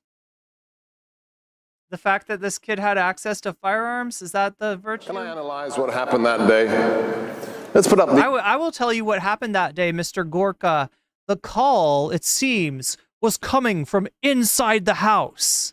We assumed that this must be some liberal activist, radicalized by the communist rhetoric of Joseph Biden and the mainstream media, the communist media. But it turned out that no, it turns out he was a Republican debate lord. The image that is now part of history. This image. Let's just keep that image up there. That image of the president raising his fist, showing his chest with his head held high, should literally have been physically impossible. Why? In the UK, where I grew up, we called bodyguards... Careful, Sebastian. You might feed into some conspiracy theories. A lot of people have weird ideas about this particular incident. The personal security detail members, bullet catchers. Your job, if your principal is attacked, is to... The bullet comes through, and the bodyguards, the security detail, they catch the bullet with a pair of chopsticks. Literally cover them with your body and to catch the bullets. With your mouth, of course. Who's going to catch... Between your teeth, they catch the bullets. The bullets here. Of a second. Oh, is this the DEI argument? There's too many women in the Secret Service, apparently. Shooter. Nobody. Why? Because President Trump was a lion. He took control from that. And he mined those clips. Moment where he said, "Hang on, guys, stop! I want to put my shoes back on." Yeah, because he's not used to people seeing him without his lifts, right? He's literally afraid that people are gonna think he's short if he doesn't have his shoes on, because those shoes are artificially making him look taller. This fucking first narcissist of the nation. To the moment where he took kind of pathetic, putting everyone's life at risk because he's got to get his shoes on. Control. And took control and fucking farmed that clip of the Secret Service. and said, "Stop," and raised his fist. Hey, he's used to manhandling the Secret Service from what I've heard. And said, "Fight, fight, fight." That is a lion. And that is the American way. Now that may be a lion, but even a lion is no match for the Dragon of Budapest. The Tezzy Rend! Yo, this guy is secretly, like, that's my headcanon of Sebastian Gorka, is that he's always secretly trying to take over the United States with Hungarian nationalism. What have we witnessed for the last 4 years? America betrayed. America betrayed by establishment politicians, by the lunatic left, by those who, look, I've said this on my radio show for almost 6 years now. He's got a radio show. We should delete We should sometimes watch that radio show. the R behind your name, or the letter D behind Democrats. Why? Because the only thing that matters, the only thing that divides us today is whether you love America or hate it. End of story. This enemies of the nation man will die for America. He loves it so much. How do I know this? There's a lot of arguments about when did he really win. I mean, look, there's no, like, the fact he says this man will die for America. It's not inconceivable. In fact, it's quite likely that he will not serve out his 4 years. But that has a lot to do with his physical condition and a lot less to do with right-wing debate lords taking pot shots at him, failures, rejects from the riflery club of their school,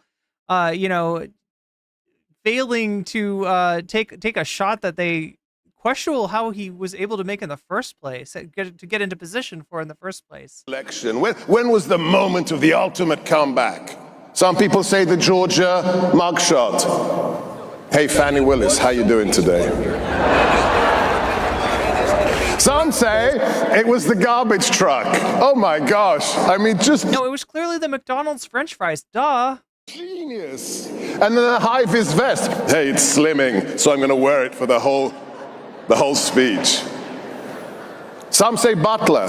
Ring, ring, ring, ring. Do you know what for me was the moment when I knew President Trump had it, that he's going to win? Who May I speak to Mr. It happened in Chapo, McDonald's. Yeah, well, you're It wasn't speaking to the the Chapo visit Trap to House. You're on air McDonald's. right now. Right, I rang up the number. At a very special moment. And don't get me wrong, I could not do what... Oh my God, what the fuck? Oh, by the way, can we hear it for that? Because I'm very upset, and I'd like to telephonically bully you for a couple of minutes. Wait, Sebastian, are you calling from the White House?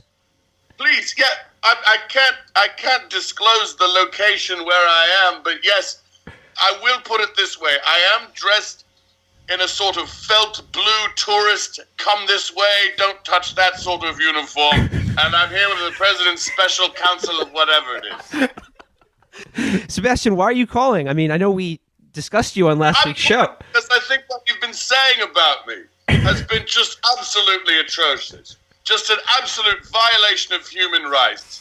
And I think if you're going to talk about someone that way, and not even get into my origin story, and not even give me the right of response, or the right, of just a minor genocidal act or something, I think that, in truth, you are being terrorists. You are being terrorists of the internet, and I don't think it's fair. Why wouldn't you have just come down to the White House instead of suggesting that I have Gorka girls? Gorka girls. Really, that's character assassination. And I think if you're going to do that, if you're going to play this game, then sooner or later I'm going to catch up to you, Mr. Trap House, and there will be a drone strike. I didn't know we were invited to the White House. I mean, we're certainly happy to air your grievances on the show. There's a standing rhetorical invitation to the White House. Come on, why don't you just pop on down to the White House and say that Sebastian sent you? Why would you want to assassinate my character? Why would you want to have my character drive through Dealey Plaza without any cover on his limousine and then take a shot from one side when it really came from the other, instead of simply talking about what happened? Pull up a chair at the White House, have it to you. Do you prefer the English breakfast tea, Earl Grey, lemon questions. There's a number of teas here. I'm looking at the little tea caddy here at the White House. Well, let's not say where I am, but just pop on down. Look, hop on a trolley and come down to the White House. I'll put you on the register. Let's take a look at my physical paper calendar here and see. Thursday next would be a good day for you to pop down to the White House, would you say? Commander Gorka, first of all, thank you for your service. Second of all, we don't like to pop on down to the White House. Voice changed, and I'm no stranger to that either. Sometimes I'm out of nowhere that will suddenly be pronounced like Moonraker. My father was Moonraker, and that's part of my origin story. It's important that we could have cleared that up. We easily could have cleared that up if you merely would come down to the White House like a friendly chap, try to climb the fence, then halfway up, see what happens. We usually like to work out beef on the pod.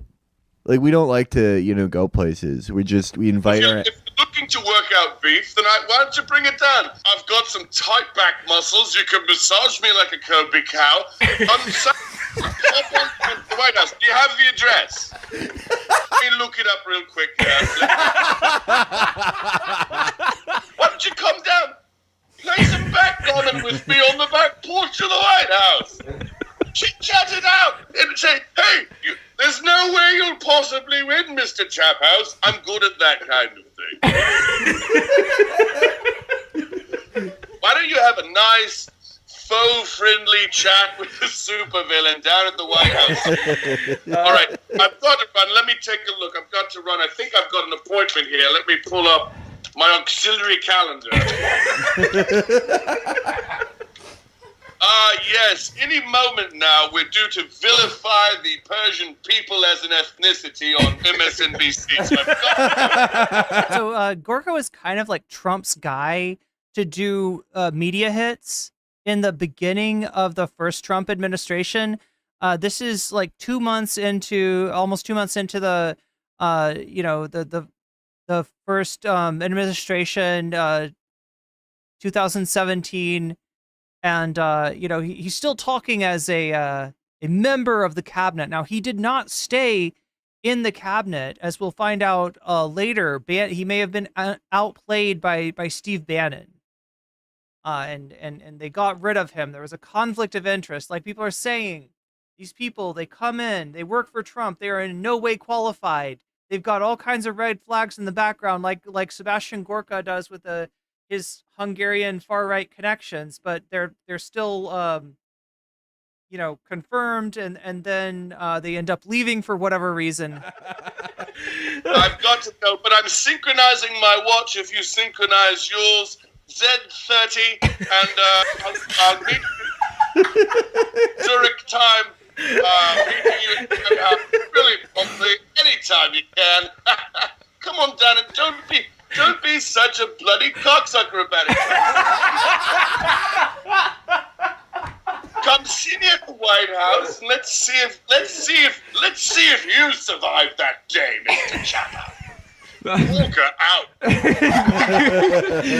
So obviously that's impersonator James Adomian, amazing comedian, and he would go on to call into Chapo for, I believe, 4 cold opens before recording several menacing videos dressed up as Gorka, and finally, finishing out his performance, confronting the Chapo boys live on stage in one of their live events. So, yeah, we love Gorka.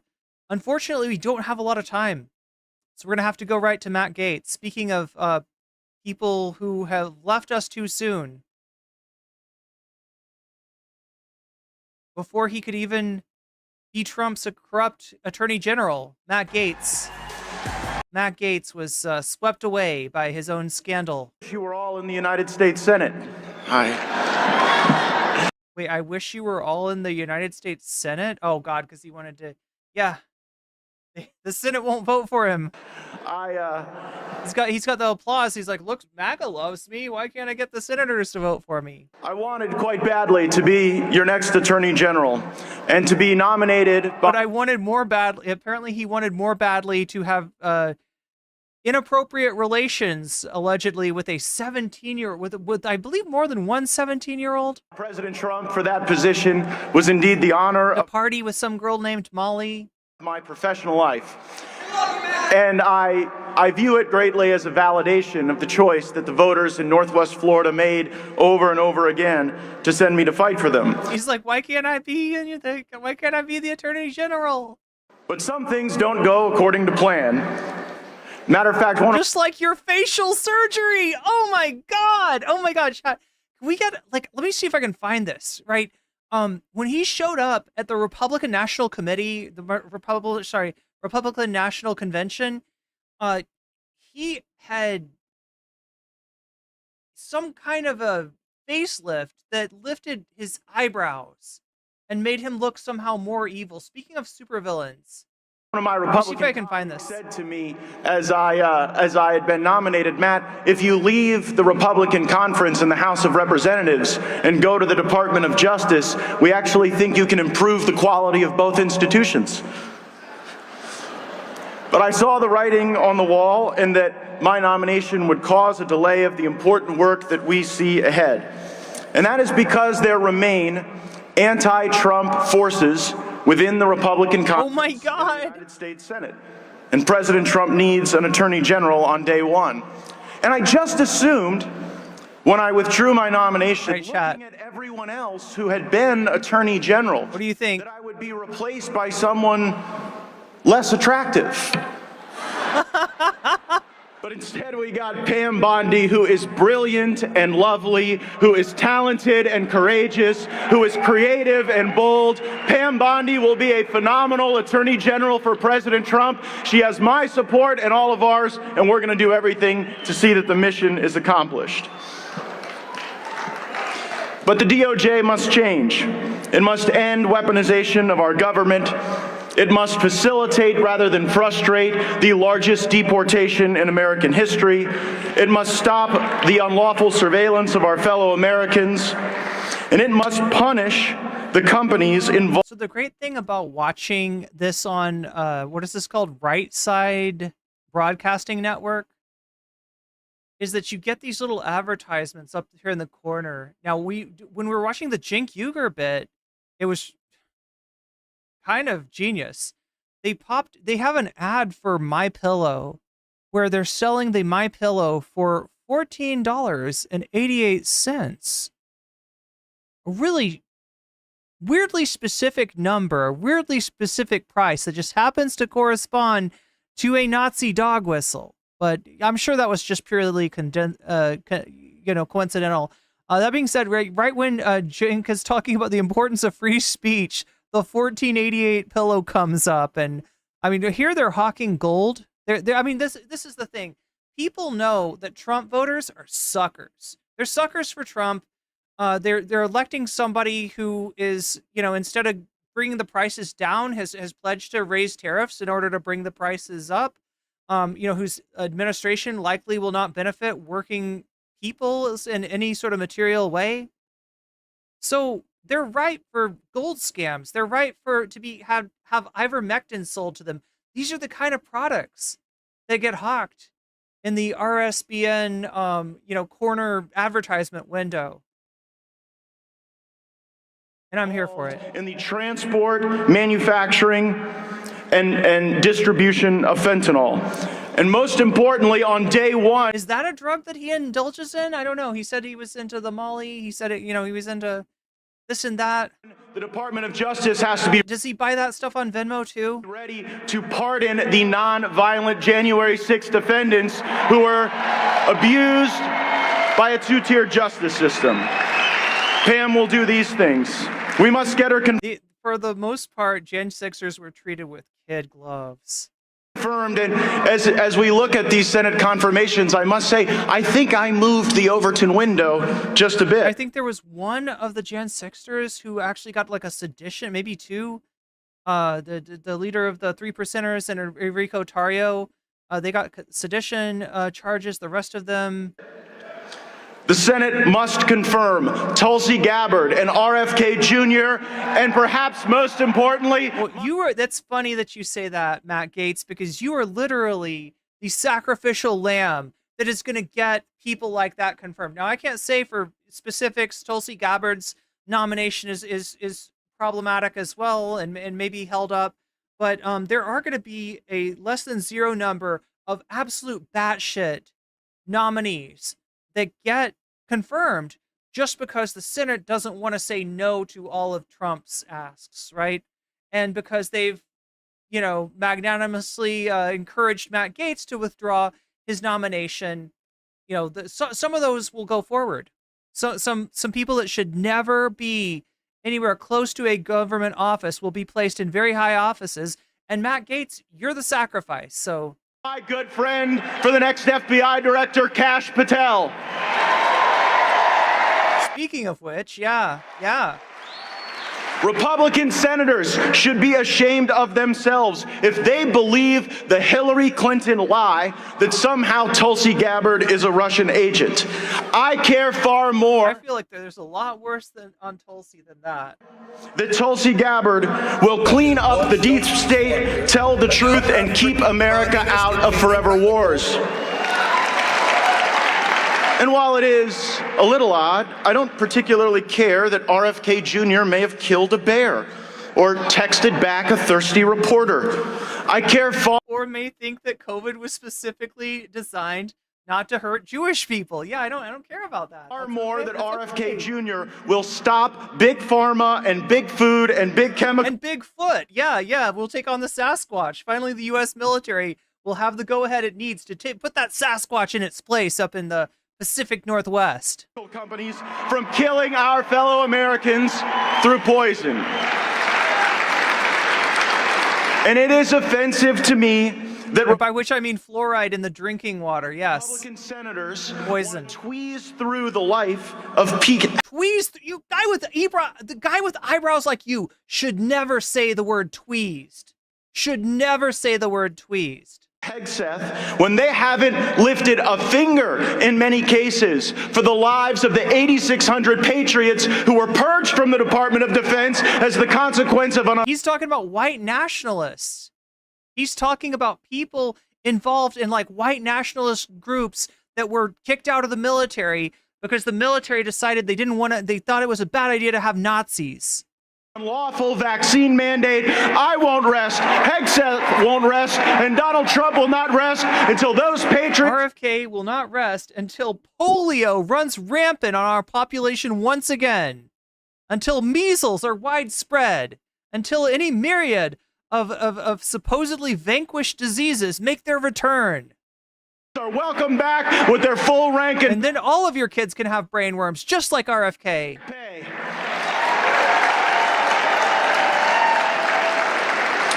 Republican senators, we, the voters of this movement, will not accept the answer that you voted for Joe Biden's nominees, like Lloyd Austin, but refused Trump's.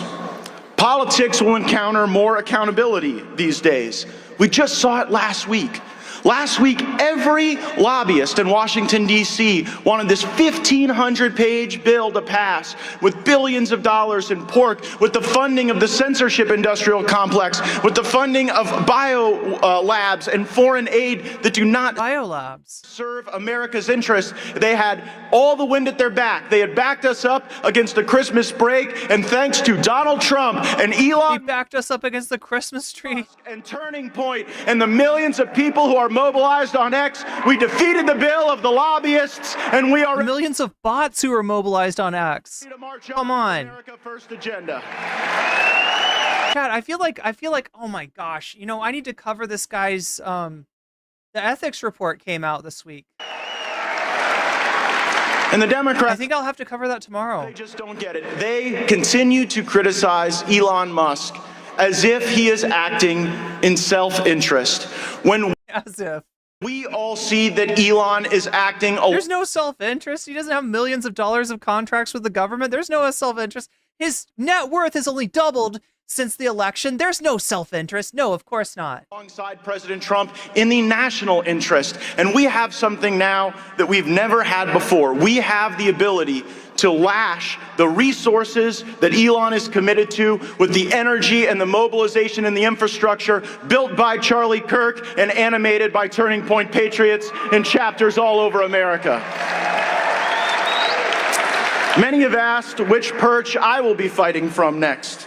And so here's him talking about his future political prospects, which for someone who has got a House ethics report describing his sexual congress with 17-year-olds should be nothing. Should be nothing. But under the corrupt MAGA administration that is coming into office, who fucking knows? Who fucking knows? some of you throughout this conference have even given Trump values loyalty above all other things. Me a few suggestions. My fellow Floridians have asked me to eye the governor's mansion in Tallahassee. Maybe special counsel to go after the insider trading for my former colleagues in Congress. It seems I may not have had enough support in the United States Senate.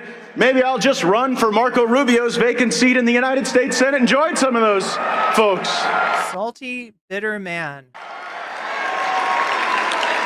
And like I said, Chad, I don't know for sure that he's out with the Trump administration, right?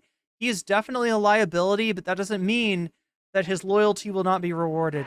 my friend Steve Bannon and others have suggested that I return to the House of Representatives on January 3rd, but I would remind Steve, when he got out of prison, he didn't punch a guard on the way out. I actually don't understand. What is Gaetz saying there? Anybody want to help me out with this? I want to remind Steve Bannon that when he got out of prison, he didn't punch a guard on his way out, so therefore I won't be returning to Congress. Anybody understand what the fuck he's saying there?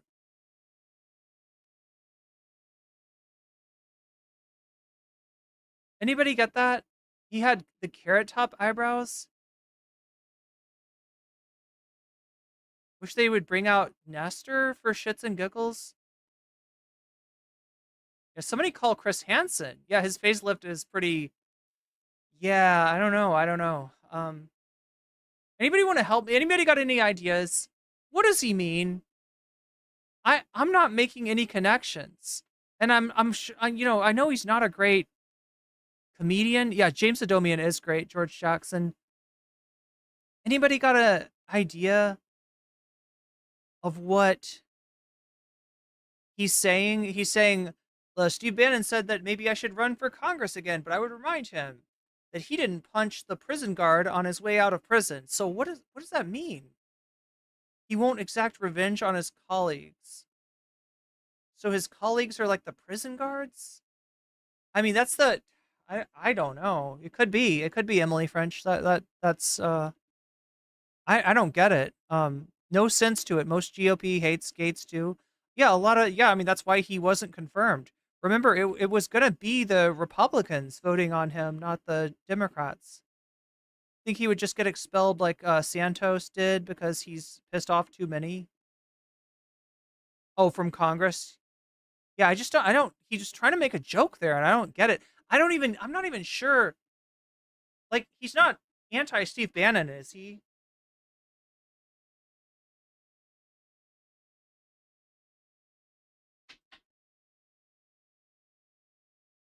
Like, that wasn't some kind of dig on Bannon, was it?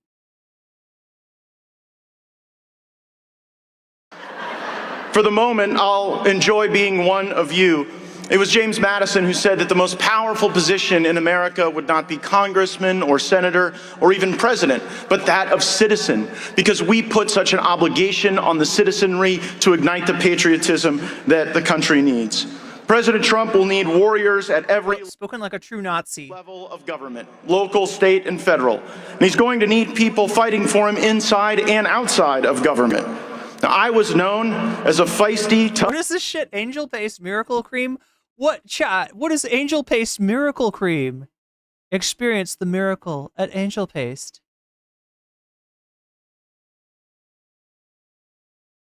Chat, is this,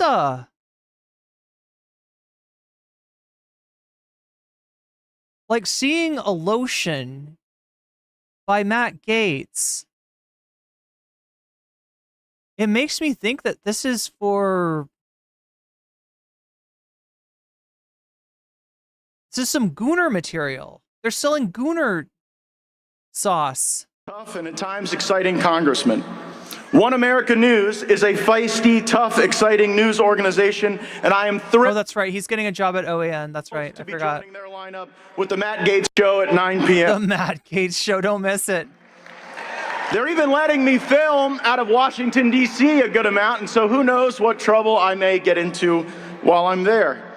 Censorship. He's going to become like the Johnny Somali of Washington, D.C. OAN, the Federalist. He's going to do a live stream. And so many other conservatives. He's going to do a kick stream. Must be remediated. It is not enough just to stop the censorship now going forward or to limit the repression of our reach and our discussion. We have to go and remediate the censorship that they've already done to One America News and to so many other entities that deserve to be a part of what we are building and what we are doing.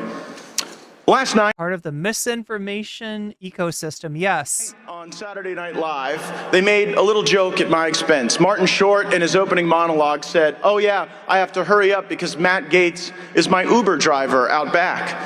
And I got to thinking about... I don't want to say put the fries in the bag, because I feel like that's a kind of classist shit thing to say, but... Think about being so disconnected that you would sit there with the Hollywood elites while trashing the people who drive Uber and actually work for a living every day. I would never do that. As an entitled son of privilege, I'm sure, Matt. So, this is a movement for winners. The greatest one will be taking this stage in just moments. And from the bottom of my heart, thank you. Did he get to open for Trump? I mean, maybe they still do like him. I don't know. Obviously, the Senate didn't like him, but... To everyone out there who knocked on the doors in the swing states, who registered the voters, who chased the... They didn't do a get out the vote. Who made the call... Who listened to the podcast. On Election Day, you deserved this victory. You earned this victory. You fought for it, and now it is time to get up, stand up, join together, and to fight for this country we love. Thank you all so much. Thank you for having my back. I will never stop fighting for you. Let's go get them. Ladies and gentlemen and NBs, Matt Gaetz has left the building. Okay, well, it's a good thing, too, because we got to get on. So, chat, what are we doing for the rest of tonight? We're going to be taking a very special deviation. Diversion. Yeah, diversion. We're going to do a diversion into the life story of one What If Alt Hist. Now, if you're watching me on the shorts stream, right, the short stream is going to end, but the stream will continue, and you'll be able to join us. In fact, I invite you to join us over on the main stream. So I'm going to put the link in chat. Feel free to click on this link if you want to stick with us. If not, have a good night. Thank you for watching. But yeah, there's the link right there if you want to join us and see what's up with What If Alt Hist, right? This is some of my favorite cringe content, favorite/least favorite. It's definitely some of chat's favorite content, and in fact, it looks like chat has. I have been paid to cover What If Alt Hist once again. So we're going to end this stream, but we're going to continue on twitch.tv and youtube.com. You can click the link right there and join us. But other than that, it's been nice talking to you, and drop a sub so that I stay in your algorithm. If you want to see more coverage of politics, more coverage of so many different things. But I will see you over on the other stream.